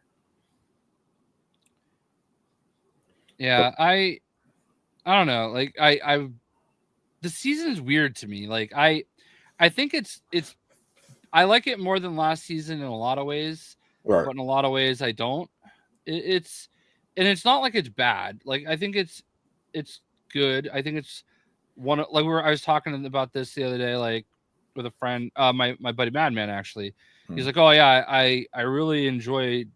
I've been watching wrestling more lately because it's on Netflix and because I really like John Cena. I'm like, oh, he's a terrible actor. He goes, no, I think he's really good at what he does, except for Peacemaker. I'm like, that's like the one thing I think he does right. He goes, no, I think you just got to like look at it differently. I'm like, whatever. But I feel like generally speaking, people feel like Peacemaker is a really good role for him. I think it's fantastic. Yeah, like I agree do. with that. Yeah, I do. Yeah, and I do remember when he was like, just getting started, and it was clearly like, oh yeah, this is just a wrestler acting in a movie. Mm-hmm. But like, he's legitimately really good as Peacemaker. Yeah, I think he's done a great job of it too. But yeah, I'm intrigued. Like, how many episodes are left? Like 2. That was episode 7 or 6. I think that was 6. Let me see. Season 2. Because I remember it was like only a few episodes left. Yeah, episode 7 is on October 2nd. Okay. Ignorance is Chris was episode 6. Unfortunately, episode 7 is not. I did not see that coming, which it should have been. A missed opportunity there. Yeah, but maybe branding, they couldn't do it. yeah, but I just feel like the Fortnite thing today with Peacemaker was just another example of people with too much time that are always constantly online trying to like find the next thing that they can like turn into a controversy. Like I feel like there are people that actually do that, Oh, for sure. Like they want to turn everything into something it's not, and I don't know, man. It's just annoying. Yeah, no, I totally get that. Yeah, that's 100%. There are definitely a lot of people who just look for opportunities to rage bait or create some kind of drama just for the love, well, mainly for the attention, but also can be for if they're monetized, for money, obviously. As well. Yeah, I think it's also nothing burger, but Fortnite is just trying to cover their asses legally because they're supposed to be the big family friendly game. Yeah, for sure. I mean, they definitely do their best for sure. So I don't know, man, but I feel like it would just be such an easy thing to like just say, yep, we're good, Yeah, I mean, they probably could have. And they probably will say that. Yeah, and they probably could have easily like resolved this without having to pull it. They could have just made like one phone call or but it is. But they were just cautious reacting. But I think it'll also be fine. I honestly didn't even know that that Peacemaker had to dance in Fortnite. I've been completely tapped out of Fortnite. Yeah, well, they put Peacemaker in the game. I'm sure you saw that. And a lot of times when a new character comes in the game, they're going to have a couple items with them. Not all of them are going to have like an emote. That's what it really is, an emote. Right. He actually has 2 emotes because he has one where he like stamps the invisible wall and it's got his logo. Yeah. But usually they come with like a pickaxe, a glider, a back bling, which is like a backpack. I know what a back bling is, Jay. I played Fortnite. I'm just making sure. I played Fortnite with you using different back blings. Well, I don't know if you know the nomenclature. How would I not know what back bling is? I literally remember talking to you about the pony back bling from Tiny Titus. Yeah, well, it was a glider, butt stallion. Butt stallion, yeah, that one. Yeah, but yeah. Oh, Moxie came out in Borderlands or in Fortnite finally, and that I'm gonna have to do a new top 10 skins in Fortnite video because she's in it for sure. Oh, so really? Yeah, but yeah, like I don't know. It's just you can't even have like these poignant kind of situations anymore. Like you can't tell a story anymore without like everything being microanalyzed and tried to like turn into something that it's not, like it's like, so they're just people that aren't mature enough to see, oh, that's what the universe is, and then say, oh, everything Peacemaker is Nazi. Real thing absolutely happening. Yeah. But people, it's the like, especially I'm sure this came from Twitter. Yeah, I'm sure. Yeah. So it's just sure. Like Twitter just gotten Twitter's always had its issues, but yeah, ever since everyone could just get a blue check mark and make money off terrible takes and rage bait, it is just become like unwatchable at times. Yeah, I feel like Twitter is like broken half the time though too, because there a difference between an emote and emoji. Yes. There actually is, because yes. like an emote is an emoji is a character symbol, like you see the yellow smiley faces or anything like that, whereas an emote is an action that a character will perform in a game, like a taunt or a dance or anything like that. The more you know. Have you heard about this K-pop Demon Hunter anime thing? I did in fact watch the K-pop Demon Hunter movie, and it was is that what it was? And it was fantastic. Do you realize how songs are still stuck in my head. You realize how badly Sony dropped the ball on that? Yes, they sold the rights to Netflix for I think $20 million. Yeah. And the movie, and it's literally $1 billion franchise now. Oh, they had like four of the songs I think were in the Billboard top 10 from the soundtrack. I haven't watched it, but I've heard a lot about it. Oh, it was awesome. Mostly like that one franchise could have like turned Sony's life around in Completely. A lot of ways. Yeah. And yeah, it's kind of wild. Yes. Somebody has to get fired, like because it took me a while to watch. I took me a while to watch it because I don't know, I wasn't I think that just the animation style threw me off, but I finally sat down and watched it, and I can't imagine anyone could sit there and watch that and not come to the conclusion, oh, this is obviously going to be a massive huge thing. Well, they're coming to Fortnite too. Yeah, I saw that. I saw Sheena tweet about that. Yeah. So, yeah, that, I mean, it's hard. Like right now is weird because like I said, I have 100 hours in Borderlands. So like, and I know that's really like murdering my channel right now, but like, I don't care. That's what I love. Damn right. And I'm going to get through it. And then I'm going to do the same thing with Ghost of Yote. And that's probably not going to do, monster numbers for me either, but I don't care. I'm going to get through it. Damn right. And, like it is what it is. You have to be your genuine self and do what makes you happy. And I understand it's different. Like I was thinking about this a lot lately when I was like my buddy Madman, like I said, I hadn't talked to him in a while. He used to have a vape shop that was close by and I would go visit every once in a while. But he got robbed twice, so he had to close it down. Tough. He just could not survive it, like being robbed twice. Yeah, that could be devastating. Yeah. So I just was thinking about how like we are about 8 months away from the 10-year anniversary of getting laid off from Bose, Cia Radix. And I'm like thinking about like, man, I've been independent for 10 years. Wow. And that's kind of crazy to think, almost 10 years. That's kind of like wild to think, you know? And when that happens, every move you make, you kind of like overthink it, you know?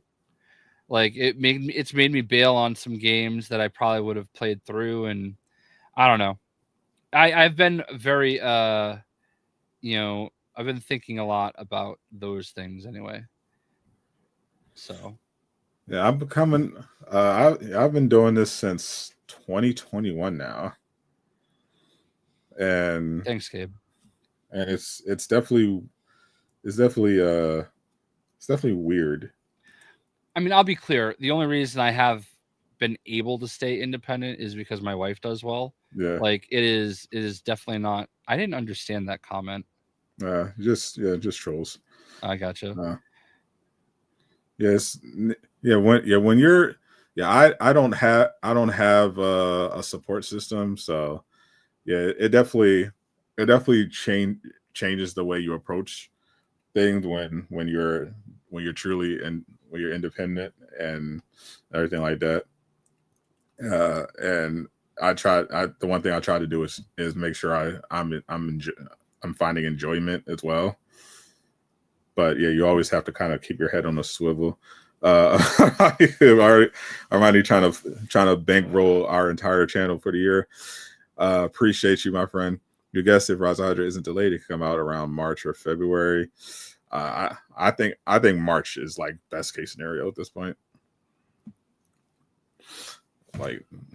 There's no way they can drop it in February if they haven't shown any gameplay yet. Yeah, the only reason I mentioned something about the comments, somebody left a comment like that on my channel, and I don't understand what it means. So maybe you can explain it after or something. Oh yeah, okay. Yeah, just I have a stalker. Gotcha. Yeah, a very, very, very cringe stalkers, but yeah, it is what it is.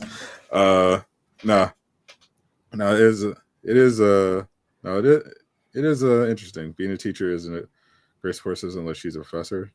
Teachers, pretty sure Jay's wife gets some good money up there in the Boston area. Yeah, it depends on the like. There is a very much a regional thing. Like there are some schools and districts that the teachers are paid very well, and there are obviously some where no one is paid well because they don't have the budget. They don't have the funds. Yeah, my wife's town pays extremely well. Yeah, yeah. That's why Jay is a proud stay-at-home husband. Oop, that's not what I meant to do. Yeah, another show. I know what you meant to do. There we go. Teachers don't get paid in Arizona. Oh yeah. You've been at the same nonprofit for 20 years. Oh, congratulations, Gabe. My mom's closing on 25. 20 years. Wow. I have not worked anywhere. Yeah, imagine it's crazy thinking of working somewhere in the same place for 20 years. That's a lot. I thought it was gonna when I was working at the bookstore. There were times where I thought, yeah, I could be here for like, you know, a lifer, you know, if things break right. But yeah, it all went to shit, unfortunately. You love your job? Yeah, I have not loved any of my jobs until my job became making videos. Yeah, the bookstore was like the only job I really enjoyed. Everything else is just a job. Gabe is by far the best human that is on this channel. No argument there. It's definitely not Travis. Oh, the man himself came through.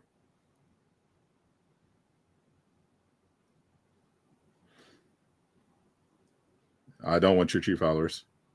We have paved roads. You don't want to be the best. Hey, that works. You want to be the underdog. What you looking at, Jay? Probably shouldn't be. Anyway. Yeah. Armani again. Coming through.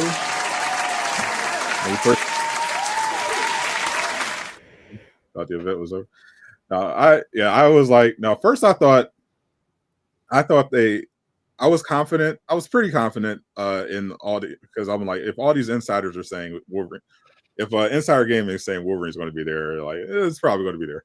But I thought they were going to show the God of War Metroidvania game first. Mm-hmm. I saw the controller. I was like, oh, they're gonna tease they actually might tease the game here, but no, they just showed the controller and then went right to Wolverine. I was like, oh, bet. That controller situation was funny, because it's like there's an artist I follow. I don't remember his name, but he like does a lot of controllers and stuff like that, and it was it's a white controller with a red streak. Yeah, like very simplistic. Like, look, I still have the what was that? A Concord controller? Oh my god! And like, it was actually a nice controller. It's a super nice controller, and that very basic, that very very basic white controller with just a red stripe, which it makes sense. Like, it's going to cost the same amount of money. It's weird, but whatever. I mean, you're paying the Kratos tax. I feel like though that they could have done better. Oh, they definitely could have done way more. Like, they could have done better is basically what I'm getting at. You know what I mean? Oh yeah, that controller is definitely a collector's item. Yeah, I literally got what the day they announced they were canceling within an hour of them announcing they were canceling it, I had already been on the fence thinking about getting it because I just think it looks cool, and I was like, nope, getting it now, shipped. All right, cool. Probably shouldn't have taken it out the box though. Yeah, probably. The box is still in great condition, and everything in the box is, it's good. So I can just put it right back in there. I've never used it. It's literally a display piece on my desk. So, yeah, I would have left it. That's how I did my Marvel's Avengers Collector's Edition. I ordered it on Amazon after they shut down. It was only like $50. And I have not taken I haven't even taken the plastic off. Yeah, I'm doing that with, I have like the Switch version, it's right here, of Funko Fusion, and I'm not like opening it. Like, they'll actually like grade video games now. I know this is not gonna be worth anything, but it means something to me, You never know, Jay. You never know. Yeah. You might find a collector. Well, they probably could have bought it just the same. So Gabe is a bit of a collector himself. He really wants our Suicide Squad stuff. How's Lego Voyagers? It's okay. It comes with a buddy pass, so if you if you do get it, you have to play with another person. I think they said it's about a 5-hour game. So like, you can just have you invite somebody to come play with you, and they can play it with you for free. Yeah, it's cool. I keep meaning to do a stream for it. They gave me like an extra code, and I just haven't gotten around to it because Borderlands. You know what I mean? 100 hours. I mean, how long has it been? How long has it been out? Like 2 weeks. Jesus. Yeah. I don't know if it's got to be gameplay actually, because Xbox says I've played it for 8 days, which is way more than 100 hours. But I know I sometimes will pause the game and walk away, or leave it on the dashboard of the game. So. So your numbers might be inflated. I don't think the 100 hours is inflated. I think that's legit. But I know I haven't. 24 hours times, that's like 200 hours. Yeah. 8 days. A lot. Yeah, I definitely holding on to that my Suicide Squad merch for the right price. Yeah. Yeah, I've never like I've gotten offers for I have this like Lego Gonk droid over here. Like I get emails every so often or DMs from people. They're like, "Oh, are you selling your Gonk droid?" I'm like, "Nope. Nope. I'll give you $1,000 for it." I'm not gonna lie. The next time I get that offer, I may do it. Like, it literally, I can literally see cobwebs on it right now. So, like, I'm kind of like, what am I holding on to it for? You know? Sentimental value. Yeah. Well, it's also like theoretically, I don't really think we should be selling stuff that we get sent. You know? That too. It's supposed to be, you know, a special thing. Yeah. For content creators. I also think about like some of the people that worked on the Lego games. Like, I don't even have that. You know? Yeah. Well, because I think about the fact that like, what's her face? The voice actor, Tara Strong, is like, yeah. I don't even have that. You know what I mean? Yeah, which is surprising.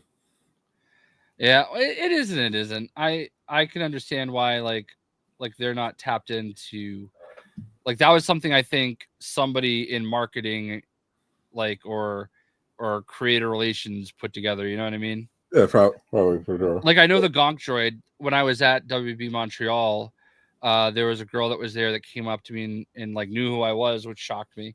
And she's like, "Oh, Jay Shockglass, I loved your Gonk droid video. I actually, that was my project, like, doing that." So like, she was the one responsible for getting it made, putting it together, sending it out to content creators and stuff like that. So like, I'm assuming there was somebody that did that for these content creator packages for all the games, you know? Yeah. But still, you would think that the marketing would slide the main voice actors a little something. Yeah. I mean, especially when you consider how cool those shoes were. Yeah, they were pretty cool. Yeah, I prefer the boomers, but the Harley's ones are pretty sick too.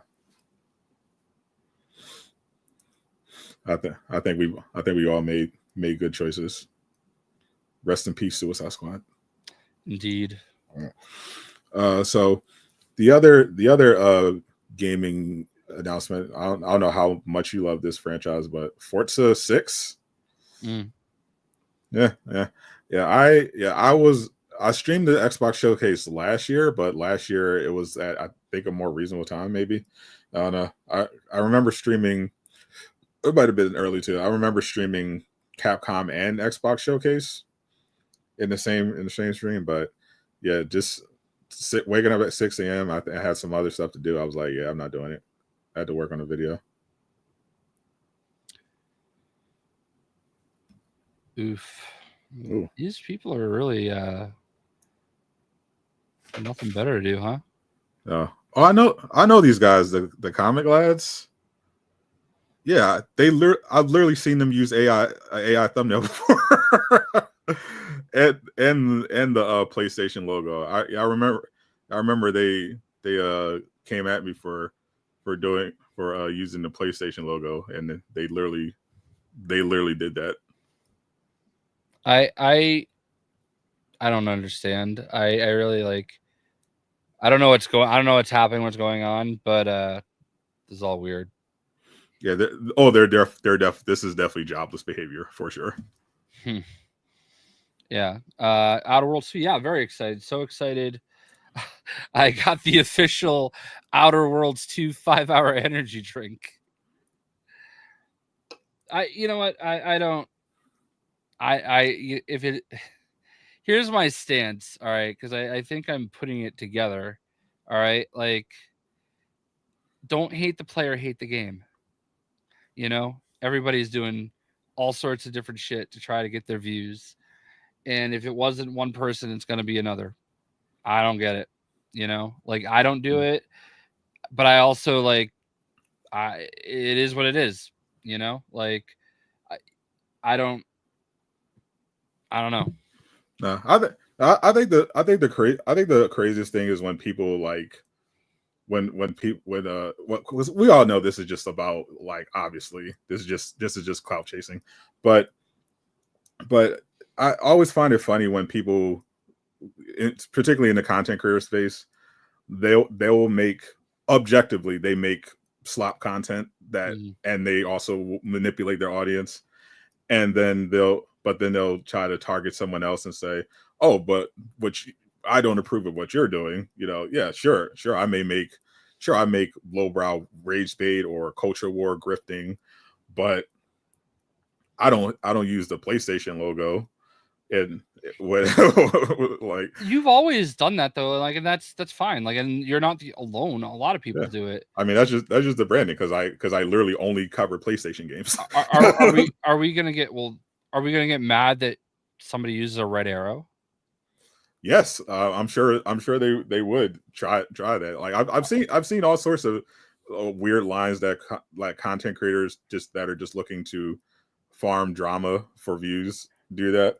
And which is another thing. Like, yeah, farming drama for views isn't in itself many would consider a low form of content creation. But yeah, I have found a way to use AI lately to my benefit without feeling bad about it, because basically, it's hard to make thumbnails for Borderlands because there's no photo mode. And what I've been doing is I've been going to the dashboard, and your like friends list will be in the way. Right. But I found something in Photoshop now where you can highlight it, right click it, and then hit generative fill. A box pops up, and I just type same as background, and it gets rid of that and turns it into what it thinks should be the background. And it's working most of the time. Yeah, and I actually think it's kind of cool, because all it's doing is looking at what's there and filling it in based on what it thinks it should look like.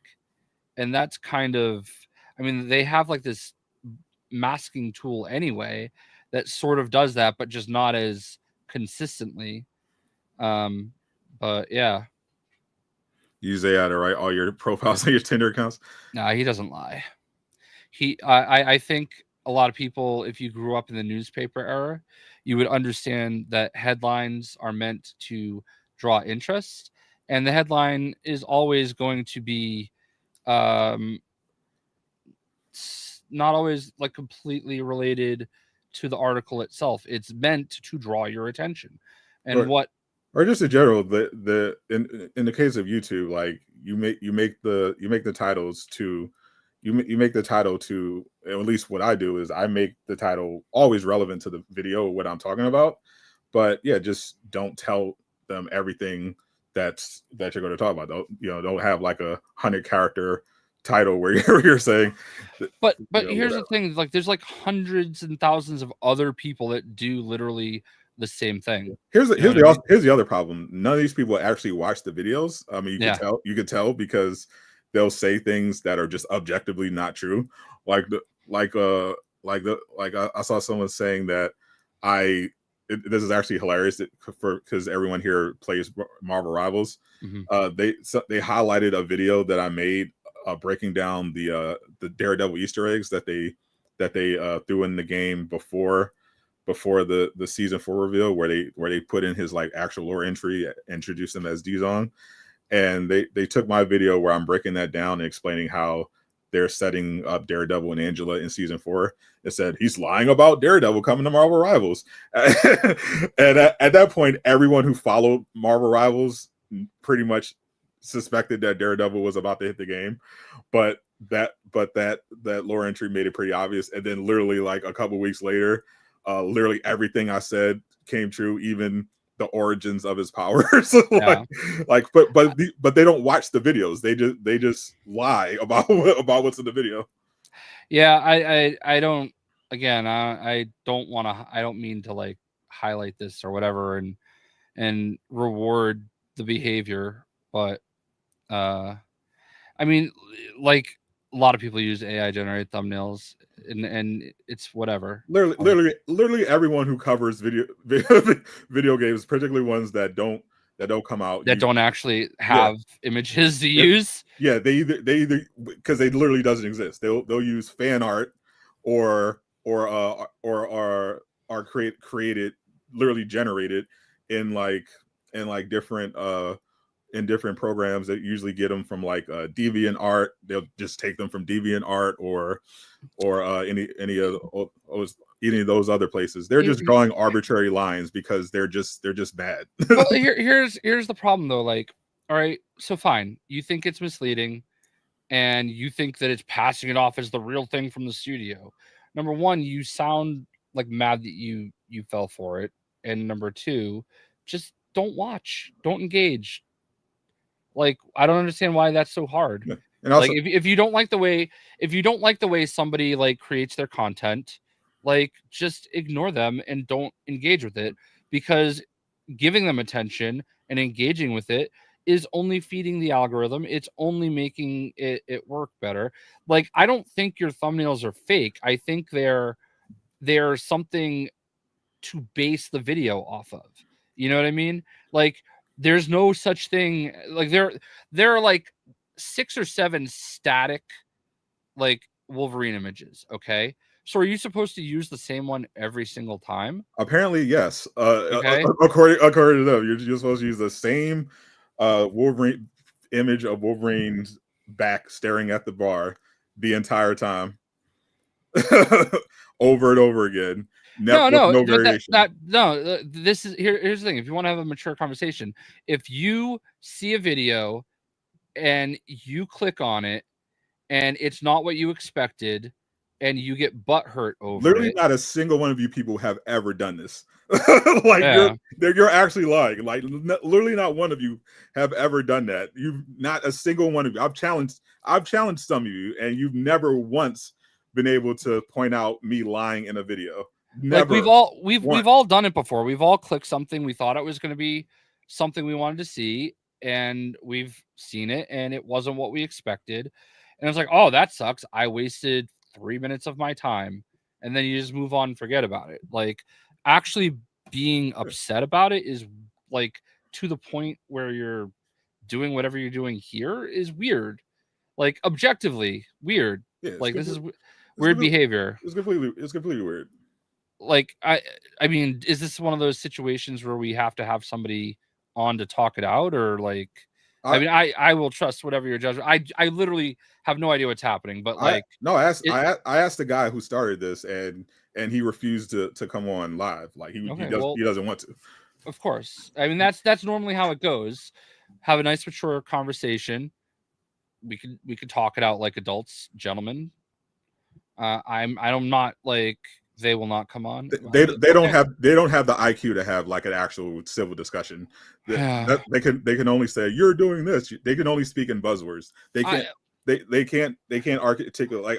Like it's been like 2 minutes since I asked that one guy to give me any example of me actually lying, and there's still crickets. I can tell you, as somebody that like has lots of in-depth conversations with Sadat behind the scenes, he is chasing information the same as everybody else. And when he gets what he thinks is credible information, he reports on it. And there's been plenty of times where it's been a waste of time and not real. And it's not worth the effort in putting in the video. I trust Sadat to have everybody's best interest in mind. That's why I wanted to work with him so early on, because I think he's a great creator. And you know what? Like, it's what he does is not unique. Like, I don't mean this like, I'm not trying to be offensive. Sure. But like this is a very common thing, like in the space. Like, this is just the way it works now. And Sadat his batting average is very high. It's very high. Yeah. Well, they wouldn't know that because, again, they don't watch any of the videos. You know, and most of the time, if something doesn't end up happening, it's not because you made it up. It's because you found a reliable source that was reporting it. You said, according to Nate the Hate or Jeff Grubb or whoever it may be, this is what's going to happen, you know? And that's actually the funny thing. This is why you can tell that that's why I'm not taking these people seriously, because all they do is lie. They said that I don't use sources in my. But you literally I literally had to text Sadat the Gamer, all right, at Summer Game Fest, that I was in the bathroom next to Jeff Grubb, and because I knew that's one of his big sources, and I thought it was weird for me to be in that situation. According to them, I've never mentioned Jeff Grubb. I've never mentioned Nate the Hate. I've never cited a single article. Every single one of my news videos is just, according to them, completely made up out of thin air, and nobody else on YouTube ever talks about it. Like you are legitimately it's a fantasy. They're literally just lying. You're one of the biggest Jeff Grubb fans out there. Like I said, when I saw Jeff Grubb was sitting near me, I had to like take a picture and DM it like a stalker and DM it to sound like, oh, look who's near me right now. Yeah, the leak guy. That's what I call. That's what people who follow the channel know, because I always call, whenever I bring up Jeff Grubb, I call him the leak guy, and I use the same GIF of him laughing. Listen, there are a lot of things you can say that maybe, but like to say he doesn't give credit, like you literally say Nate the Hate. I wouldn't even know who that person is if it wasn't for you. Jeff Grubb. You talk about Tom Henderson. You talk about who's the other British guy from Jason Schreier? Not Jason. Well, yes, Jason Schreier, but not him. I met him too at Summer Game Fest. I think he does Microsoft Central. J. I know who you talk. Starts with a J, I think. Yeah, from Xbox era. Yes, I think. Yeah, that is probably. Yeah, I've cited him before. Yeah. Yeah. So like, notes got real quiet when we started bringing out the facts. But like, and I hate to break it to you, we all have the same source. We just go to Jez. Yes, Jez Gordon. Thank you. We all just go to gaming leaks and rumors on Reddit. Yeah. Like that's where a lot of it comes from. Like we all look there, and it's always like the same people, and it doesn't take much to look at that and then go make a video based on what you saw on a Reddit. Like it's like, let's not pretend like this isn't something we've all done for a million years. And then sometimes, you guess, you think that they're legit, you think that they're right, and sometimes they're wrong. Actually take it a step further. Like I look at, because I found like there's an actual tier list of leakers, and I've done so much research at this point that when I see someone leak something or say something's coming, I'm like, okay, I don't recognize them, so let me do some follow-up research to see if there's anything that anyone can vouch for this, if there's anyone corroborating or anything like that, and then I'll factor that in. Like if I'm like, I rarely if I mention something, for example, in a story about 4chan or something, I'd be like, okay, this part comes from 4chan, so very high chance is made up, but they've been right about stuff in the past. Like I'll give context in if I think, or I'll just won't talk about something at all. Like there are a bunch of stories that I didn't even cover because I'm like, I think it's bullshit, or I don't think it's just worth breaking up. But yeah, but again, this is something you have to be familiar with me or any of my content, but you're not if you when you just look at the title and just make lies up. that's just what they do. I mean, I think it would be one thing if you were making videos talking about how there's a brand new Red Lantern Atrocitus game coming out, but like you're not. You're just reporting what other people are reporting. Jay, they literally said I lied about Rise of Hydra gameplay leaking. Oh, What's up, Claudia? Think about how stupid these fucking people are, or dishonest. Like obviously the followers are just dumb because they're just doing whatever But like the level of dishonesty to sit here and say I lied about one of the biggest leaks of the year, it's fucking crazy. Yeah. Look, man, I don't understand it. I try not to get involved with these things. I know I'm trying to be reasonable with unreasonable people, and I'm sorry for that, but I feel like there's something feels off about this. Like if you want to be upset at a creator that uses AI thumbnails and has headlines for their titles that are, you know, a little clickbaity, like, okay, fine, just ignore them. Like, there's literally an option where you can hide a creator, No, okay, Jay, and just it's not. actually worse. This creator admits in his own videos that he's a clickbaiter and he supports clickbaiting, but he's an ethical clickbaiter. He thinks his clickbaiting is justified because he provides value in his video when you click on it, which actually would make it not clickbait, which is why I don't clickbait. Like Yeah, you entice people to come to the video, but you give them the information that you promised them. That's the idea. And it's because, like, honestly, there's 40 other people making a similar video at the same time. You know what I mean? We all raced. Like, I to my detriment, my video titles are very straight up: Marvel Rivals, Daredevil gameplay. All right, like, that's probably not going to get you all the views all the time, you know? Yeah. Sometimes you need to say, you're never going to believe how good Daredevil is in the title, you know? And I don't love that style, and I understand that there are people that don't, but, like, to dedicate any further time over it, like, is a little bit much. And again, all I'm seeing is what's happening in chat, and I'm just, that's all I'm answering. I don't know what else. I don't know what those comic dipshits are got involved. I know the main guy. He got mad because I left because he apparently he used to follow me, and I left a comment on one of his videos because he said he was unintentionally maybe spreading some misinformation, and I just corrected in the comments, and he just never let it go apparently. And then I had no idea who the fuck those guys were until they got into it, until I saw them talking shit about me online. I've literally never heard of them before. I had to look them up, and I saw that they're just like this duo of grifter creators who like do commentary. Like I literally just was going through just trying to understand who they were and how we were even connected. And I saw like, oh, they literally use PlayStation logo videos to blow up their channel, and they flip-flopped on Spider-Man when they saw they could go negative to get more views. Like they have no fucking integrity. Like, I don't even know who the fuck these people are. Did I mean to do a Caboose? Always. I love Caboose. I hate the Caboose face. And I've had this conversation with him.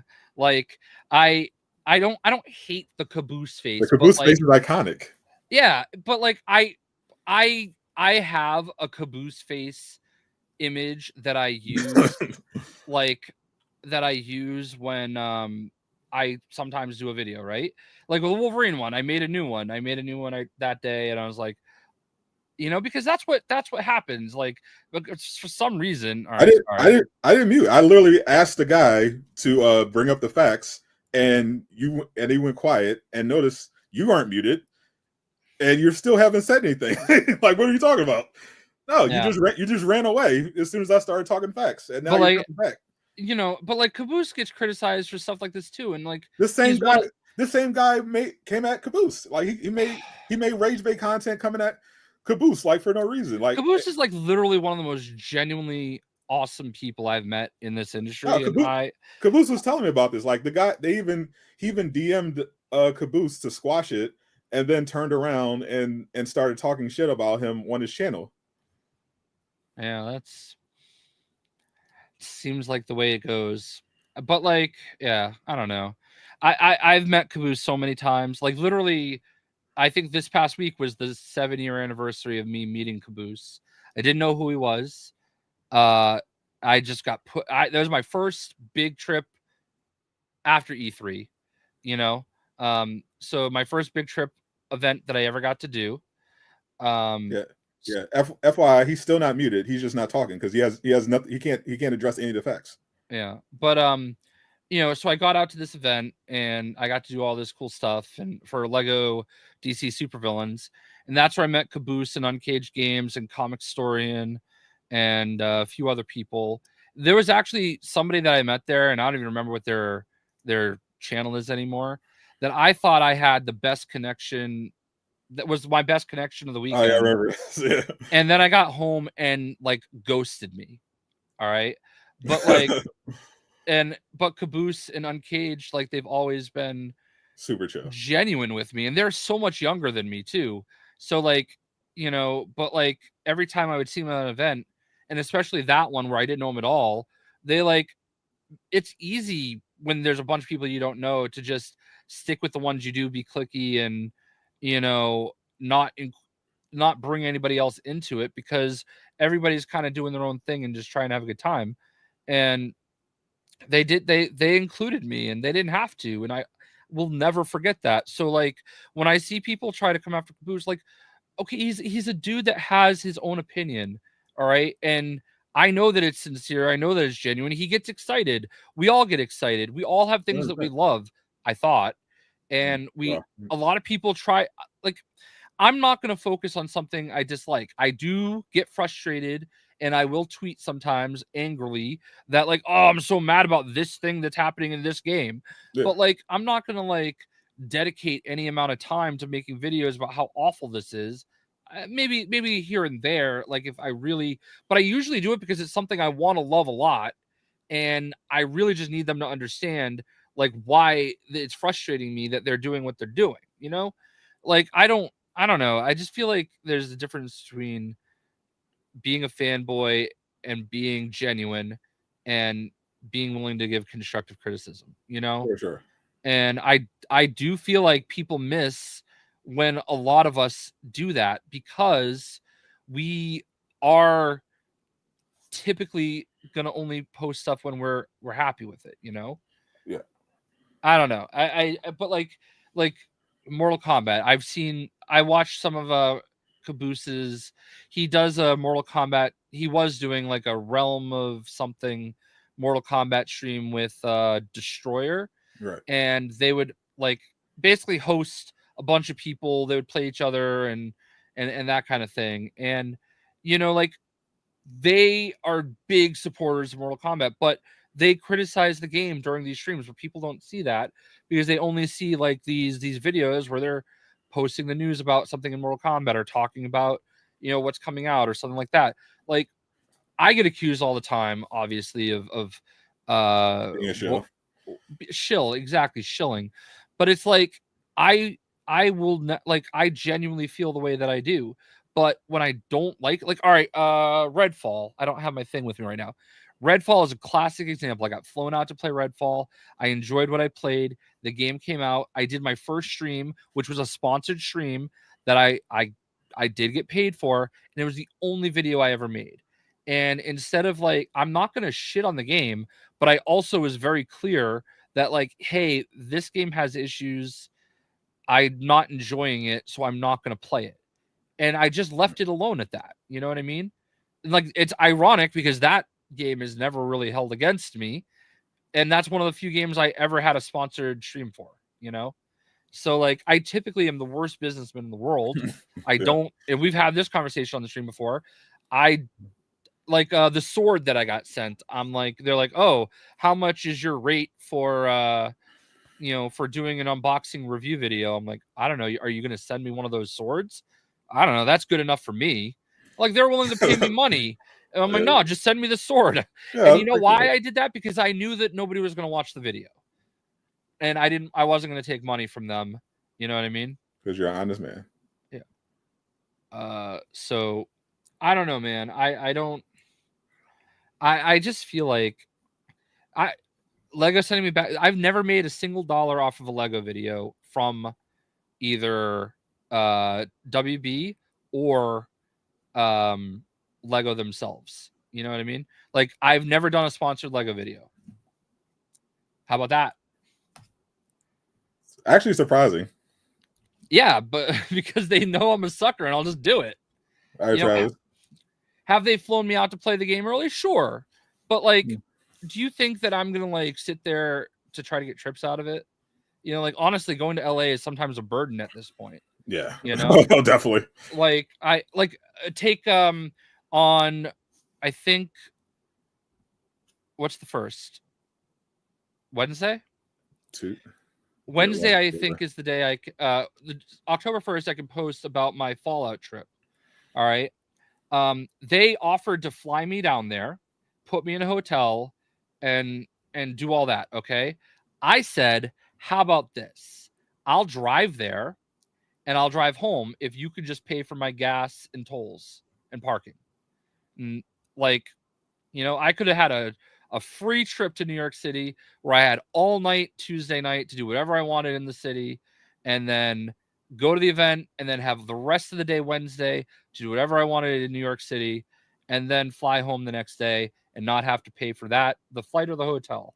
But I said, no, just let me drive, because I didn't want to be stuck in New York City Tuesday and Wednesday. I want to just go there, do the thing, come home. And they paid me gas money. Like, you know, I just, it's always frustrating when these things do happen, you know? Like, I I understand people don't understand what it's like to have this as an opportunity, and like the responsibility that goes along with it.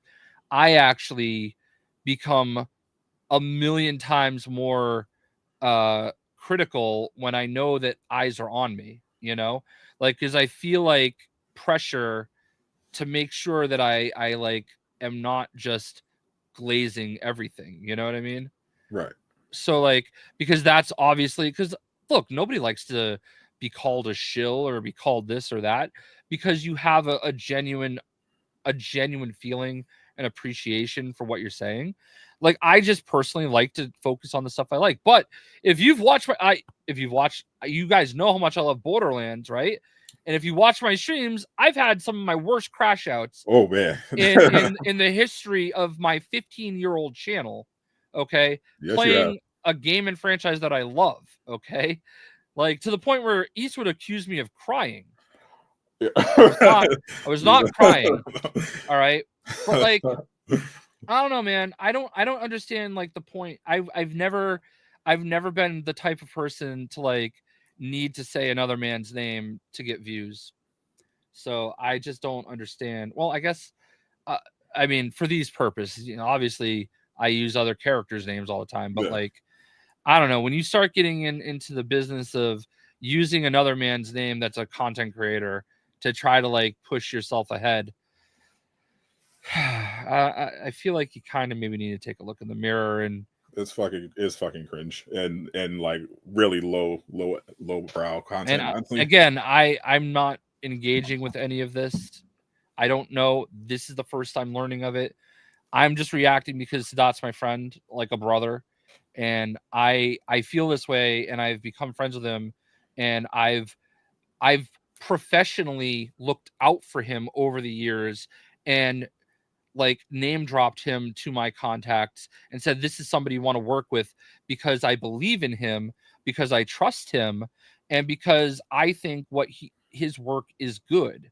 Like, using tools that are available to everyone means nothing to me. Okay, like we all could do it, and if we choose not to, that's on us, you know. And I know the frustration of trying to get a good thumbnail, and I don't have an issue with using AI, or like what's the difference between using AI or taking a screenshot in a game with an atmosphere and putting a character, like a PNG, go, you know, Wolverine dot like PNG, you know, and then taking an image of Wolverine and putting it in that image. Like, what's the difference? It's the same thing. You're doing the exact same thing with more with extra steps. Like, yeah, so like, and I do that all the time. I like look for like, well, I look back at like my Marvel Hero streams, which I was, you know, 80-20 loved for Marvel Heroes, Yeah. you know, but like my thumbnails were literally pages from a comic book a lot of times, you know, like, or like an image from a comic book, and like, all right, we're doing this like with this character in the stream. So like, I don't know, man. Yeah, I doubt it. Yeah. Again, these are just all like copy and paste. Yeah, It's ironic that all these comments are coming in here complaining about AI generated, when a lot of these comments are clearly AI. Are clearly AI comments. Like it's like one hive mind. You know what I mean? Yeah, they just come in like they're actually a lot of them seem like bots or people on all accounts. Like it's literally just bot comments. They're saying the same thing.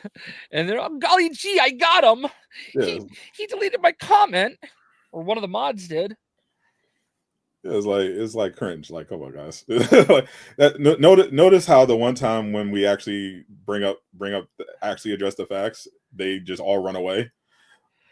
I look, if whoever it is wants to come talk to us, like, honestly, we'll give you a link. I You invited can, him. I invited him twice. He made excuses. yeah, And said he basically acted like he was beneath it, and then posted about me 40 times in a row. yeah. I kind of feel like at that point, maybe you're the problem. But I knowing nothing about this, would like, and again, Sadat has not talked to me about this. I didn't know this was happening. I would just say, if you really want to get to the crux of the situation and actually talk about it, then, by all means, we do this every Sunday. Clearly, you know that. And you can certainly come on and talk with us and air your grievances, and we can address it. And then hopefully it can be done, because unless you need to pay rent, then by all means. Exactly what it is. That's what it is. It became very obvious to me. That's why I just stopped engaging. Which is why they have to stalk me now, because I realized very early on. Oh, he's just doing this for money. Like he's not interested in having a good faith discussion. He's openly lying to his audience. He's just trying to farm revenue. Yeah, and I would never do that using someone else's name myself personally. Yeah, that's just me. Yeah, it's very clearly like, I don't know, man. I can't relate, and I wish you the best, bros. All everybody that's like hate watching us right now for some reason, all like three of you, like, seriously. I honestly hope that you find some happiness in life. Like, seriously, like, this is weird. This is very, it's weird to think that, like, you're like, again, like, no, he, like, again, if this person, I don't know who this person is, but like, if you want to get his ass, do it live. He won't do it live because he can't. Because then he has to. Because the reason why he won't do it live, like, I understand, like, the reason why he doesn't want to do it live is the same reason he didn't use any of my actual quotes or any clips in the video, in any of the videos, like, because he doesn't want me to be able to fact check him in real time. Yeah, but I think it's easy to do that when you know that, like, you're not gonna, like, waste your time doing it either. Yeah. I don't know. It seems a little desperate to, like, send people to, like, harass you. I mean, it is desperation. It is desperation. Like, I hope I'm not making you mad, because, like, God forbid. Oh yeah, no. Oh no, you definitely trigger somebody for sure. I actually used the PlayStation logo in my Caboose Face video too. Oh, as you should. Yeah, it's a PlayStation game. Jesus Christ. Yes, God forbid you use a PlayStation logo when discussing PlayStation news. Yeah. I don't know, man. This is all strange behavior to me, and I'm sorry that I gave it attention. That it's kind of funny. I know it's kind of funny to ignore it too. Like, I think that's also the part that some people don't understand.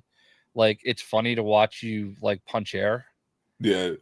Like, it's kind of funny to watch people, like, try really hard to get attention and be noticed. It was actually legitimately funny to let them talk and then, like, lay out the actual facts and explain how they're lying, and then them not be able to say anything. The irony of being a liar while accusing somebody of lying.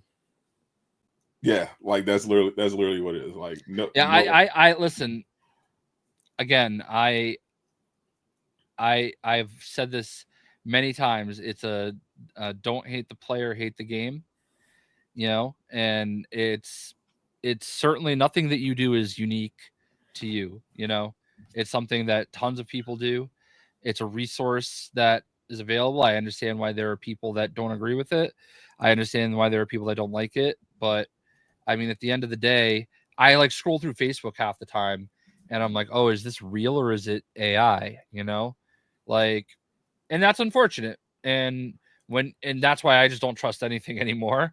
And but like I know for a fact from watching you for all these years and like communicating you, I know that you're not just gonna throw bullshit out there. Like, are there videos that you and 1,000 other people make based off of like one line somebody says that seems like it's turning a mountain out of a molehill? Sure, but we've all done it. We've all done it.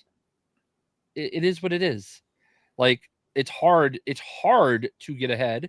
It's hard to get people to keep staying with you. Trust me, I know. 15 years on YouTube, okay? And like I've seen the highs, the lows, I've seen it all. Like, and my channel is currently not in the best place that it's ever been, even though I've had all these extra years of success. It's tough to watch other people do well when you're like, man, I'm doing the same thing. You know what I mean? Exactly. So it's, but like, that's just the business. That's just how it works. Sometimes you have no control. Some of Sadat's best content has gotten no views, while some of his worst content has gotten tons of views. Like, and that's like, I bet that's frustrating for everybody. You know what I mean?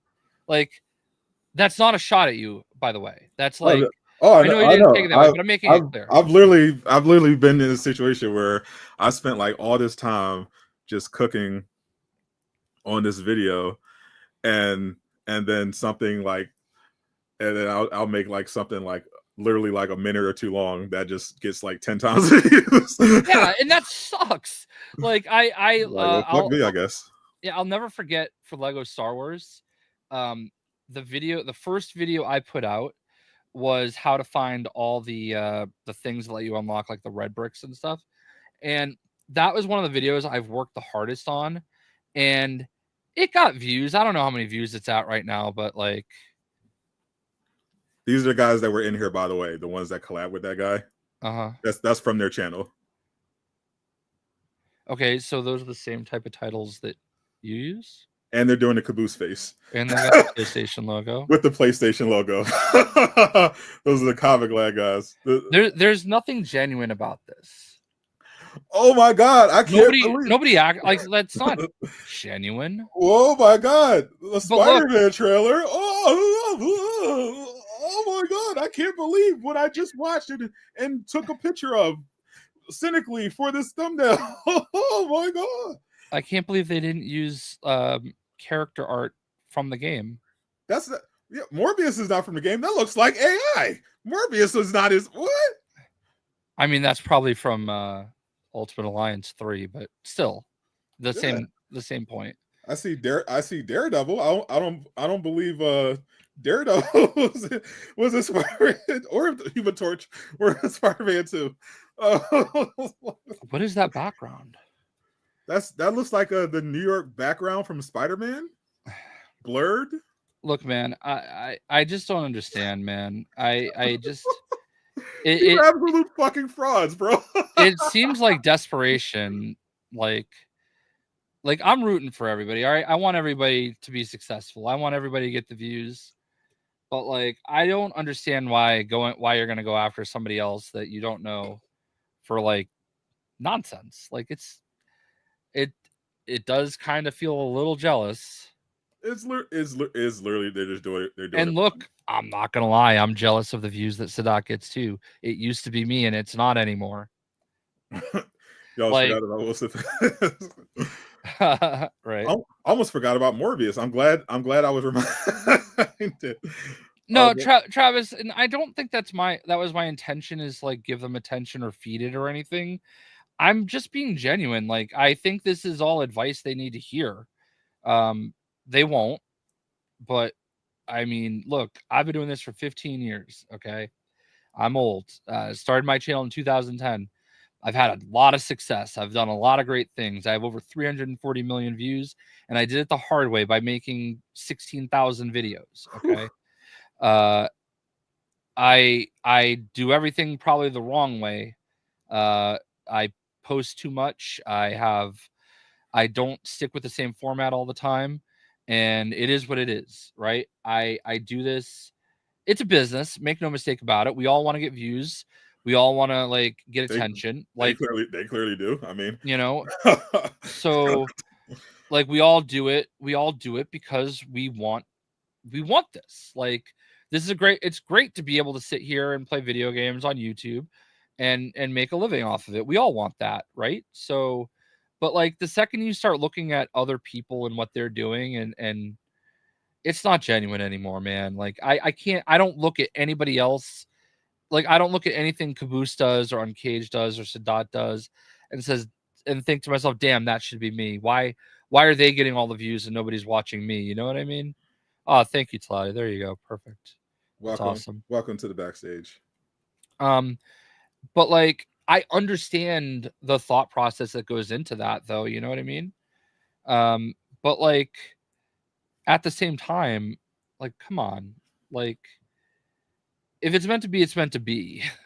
You know, like some people just aren't that interesting, or some people just get lost in the shuffle, and it happens. It happens to all of us. You know, how do you think I feel when I? Oh, you're trying to give somebody else? Oh, that's funny. Oh well.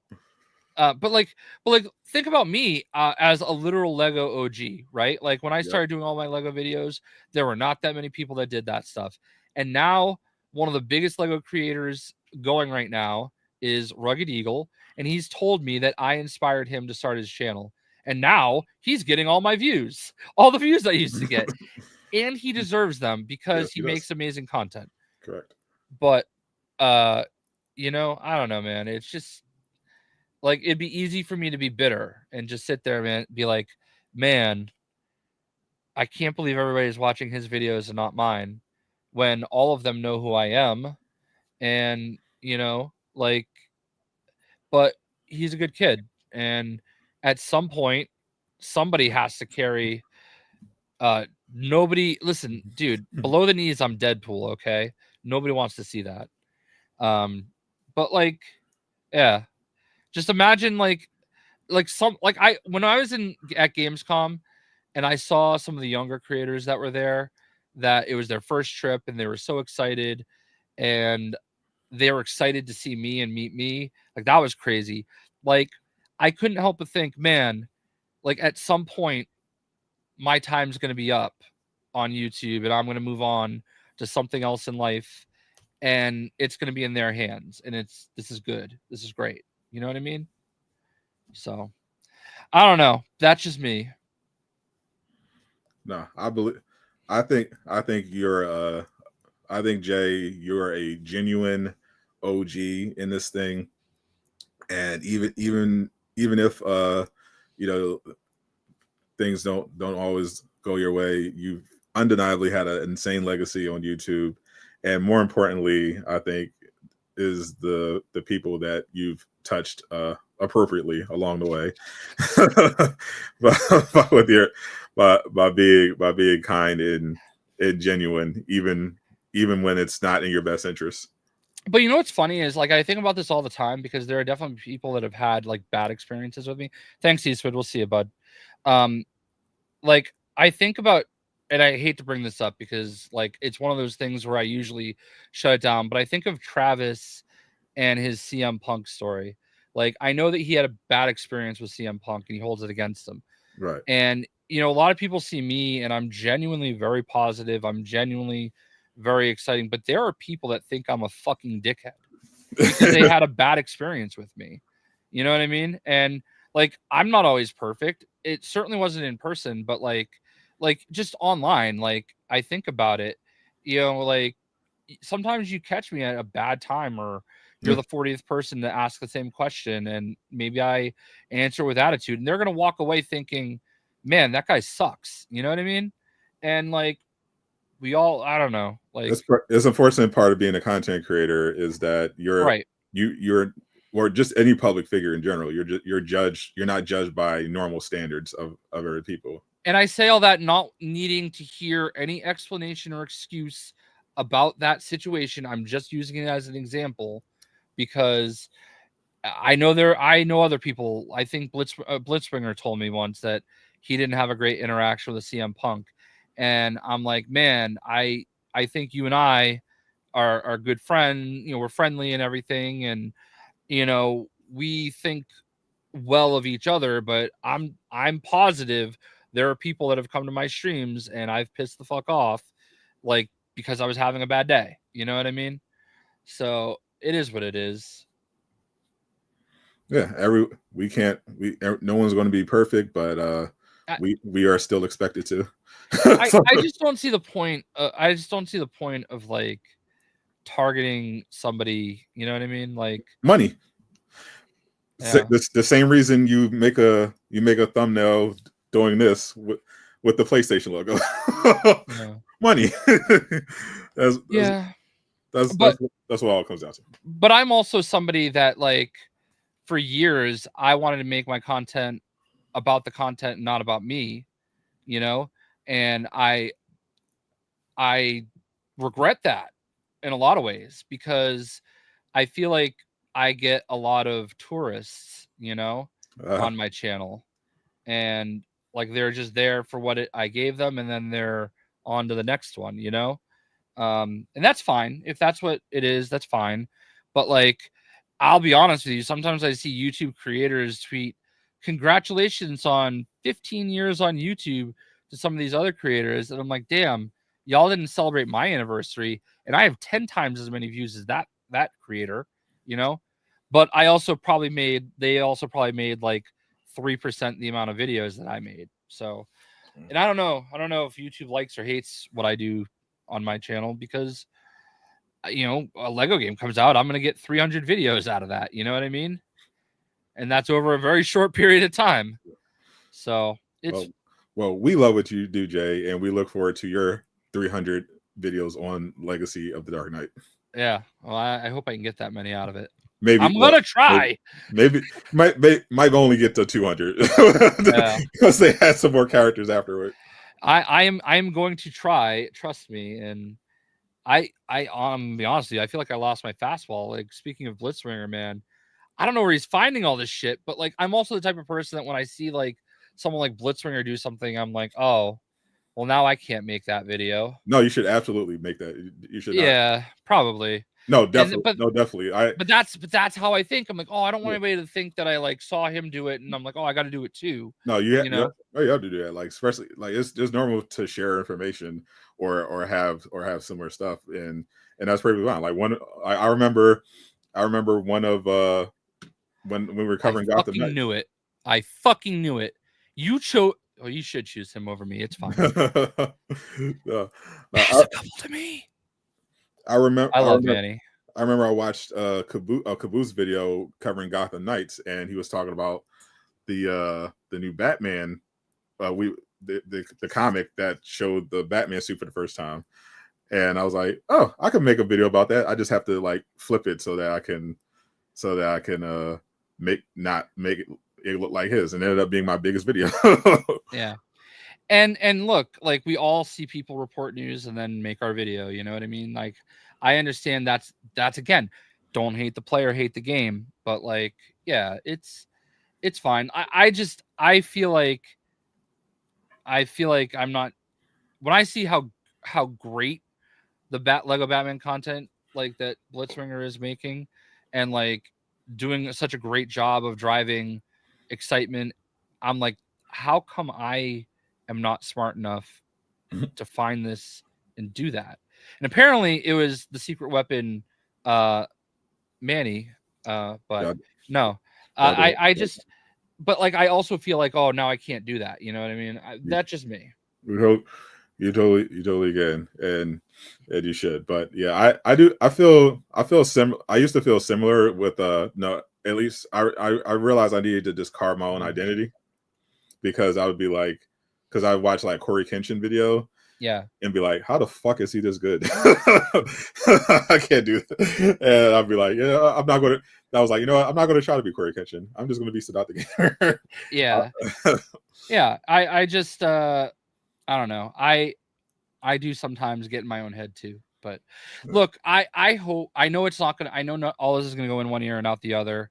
I know that like I didn't solve I didn't, find world peace today. But I hope somebody got something from it. I'm not perfect. I don't know everything, but I've had a lot of great, I don't like to talk about myself this way, but I've had a pretty solid career. Talk your And shit. I've gotten to do some really cool fucking things. Damn right. And I will just say that if you really want to like making videos about other people has a shelf life. Like, how much are you really going to get out of this? Like, what is your, if your overall goal is to just be a shit talking, shit stirring channel, then good luck with that. Okay. But if you want, if you want to be in the video game space, in the comic book video game space, in this realm of entertainment, covering it and doing what you like, make it about that. Like, I'm gonna be honest with you, I haven't seen any shift in Sadat's traffic. So like, maybe you got him, but did you really? I mean, they got me to well, they got me to at least find an excuse to find out who these guys are and judge their caboose face. And I think their caboose face is use some work, honestly. Caboose face is fun because you could tell he's genuinely excited. That just looked like they were just doing an obligatory YouTube. Yeah, face. like I'm gonna be honest. There's a time where I'm like, I don't understand some of these reaction videos where people like jump out of their seats and like flip things on their desk, and like I'm not like, but like some people do that and it's like, oh, that doesn't feel genuine. But then like I remember my Knights of the Old Republic video and I sounded like Geo going through puberty, Yeah. like oh yeah, I squeaked a little, and yeah. I don't know, man. I almost broke my headphones when they showed when I realized that the trailer was Wolverine at the PlayStation show. And I also understand there's a level of it that it's entertainment, right? Like, we are entertainers at the end of the day in our own way. I don't know, man. I feel like I'm trying to be pretty mature about this, and I'm not talking shit. I'm not like trying to make fun of anybody. I'm not trying to say anything negative about anybody, but I feel like if you have a beef, we are going to give you an opportunity to address it with us if you'd like to, on stream, off stream, whatever it may be. Like, I personally would like to get the bottom of it, because it makes me a little upset to see Stott feel any kind of way. Not that I think I didn't even know it was happening. So obviously, either I'm a bad friend or he's really not that affected by it. I have so many more important things to do to work about. Yeah. So like, I don't know, man. I just think it's kind of childish to send people to another person's channel and think you're doing anything. You do it yourself, Yeah. Like, direct. Like, and be real, because I can vouch for how a lot of these things are not true. Yeah. Well, but Jay was genuine. He said he'll happily send you the invite link to the show. Yeah, absolutely. Which they which they won't accept. That's what I expect, because like, it's easy to take pot shots. It's easy to jump in chat as like your fourth account and talk shit, but it's not easy to look at a camera and talk and realize the person's right there to answer, Yep. Like, I mean, it's I could do it, Well, I don't think a lot of other people could. You're a mature adult. Sometimes. Yeah, sometimes. Yeah. I also have like 150 hot toys, so. And you also crash out during Marvel Rivals. Yeah.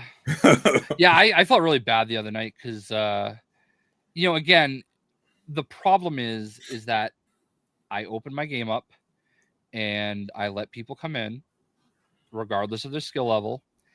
And sometimes that group does not click together, and I get frustrated, and I don't mean to, and I'm trying my best to not, but also I am trying to run a show, and I am trying to, like, I don't want to be bad, number one, and I don't want I don't want to make anybody feel bad and say, oh, you have to leave the game because you're not being good enough, you know? Yes, Manny definitely will be the second to tell me how bad I am after Sadat. Yeah. So for sure. No, and sometimes I'm the problem. I will absolutely agree. Sometimes I'm the bad player, but I'm also streaming it, so I can't go anywhere. But I felt genuinely bad the other night because I did drop the whole team and pick up a bunch of other people. And one person, and we've already talked about it, but like one person seemed to take it a little personally, and I genuinely felt bad because it wasn't even really directed at them. So. Yeah, it's not personally. You just were trying to win. Yeah, and I think people also need to understand that like my time is valuable too, and I do my best to try to like give my time to people, but you have to respect my time too. True. So I don't know. I don't anticipate another pandemic happening. I mean, also I did pre-order. I pre-ordered the Xbox ROG Ally thing. Oh no, Jay! But what is that? Like? It is 1,000. But the way I look, at it, okay. Number one, tax write-off. Okay, number one. Jesus Christ! You better make some video. But number two, no, I do think this is genuinely going to help me a lot. Okay. Okay. Because number two, it has a docked mode where it's USB-C out to HDMI, and I think that's going to let me play a lot of PC games that I haven't been able to really cover, because I feel like it'll run on the ROG Ally out and not take up all the like energy from my PC while I'm also trying to record it. So that was the main reason that I did it, because obviously I have a friggin' Switch and I never bring it anywhere. So you basically just spent 1,000 for essentially a gaming PC.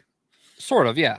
That also plays console games. Yeah, and I also understand that like in doing so, I'm not going to be able to get as good a quality as I would playing it on the PC. Right. But also playing it on the PC doesn't let me record at that best quality either. So it's like it's a catch-22. I feel like I still have 2 weeks to like maybe change my mind, but I don't think I will. I think I'm gonna let it come to me, and I'll have it and be able to use it, because I'm not going to use it for what it's mostly intended for. True. So I'll look forward to your review on the channel. Perfect. I'll make sure to share so you could so the government knows. Perfect. Well, I've perfected the art of the tax write-off, so as you should.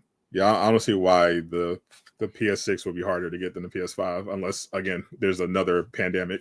the only reason the PS5 was hard to get was because of the pandemic and the supply chain issues. Yeah, but I will. Fortunately, we went like way longer than I thought we would, because Uncle Jay had to, teach a lesson. Indeed. Or preach. I had to have my sermon or whatever it may be. But I shockingly made it this far without having to go to the bathroom, and that time has run out. So, do we have anything else to address? No, we covered everything we need to. Big shout out to everyone hanging out as usual every week. Big shout out to Armani for funding for funding half a year of StreamYard. Shout out to King Greek for coming whenever. Oh, we still got to do the thing. We didn't even address the fact that you guys like absolutely ambushed me the other night.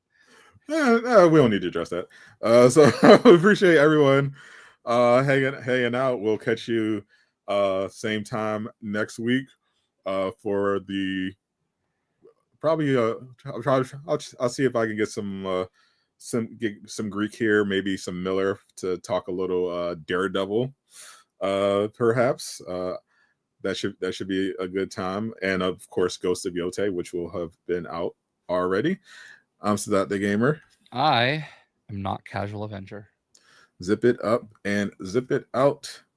Peace, my naysayers, and thank you as usual for supporting all.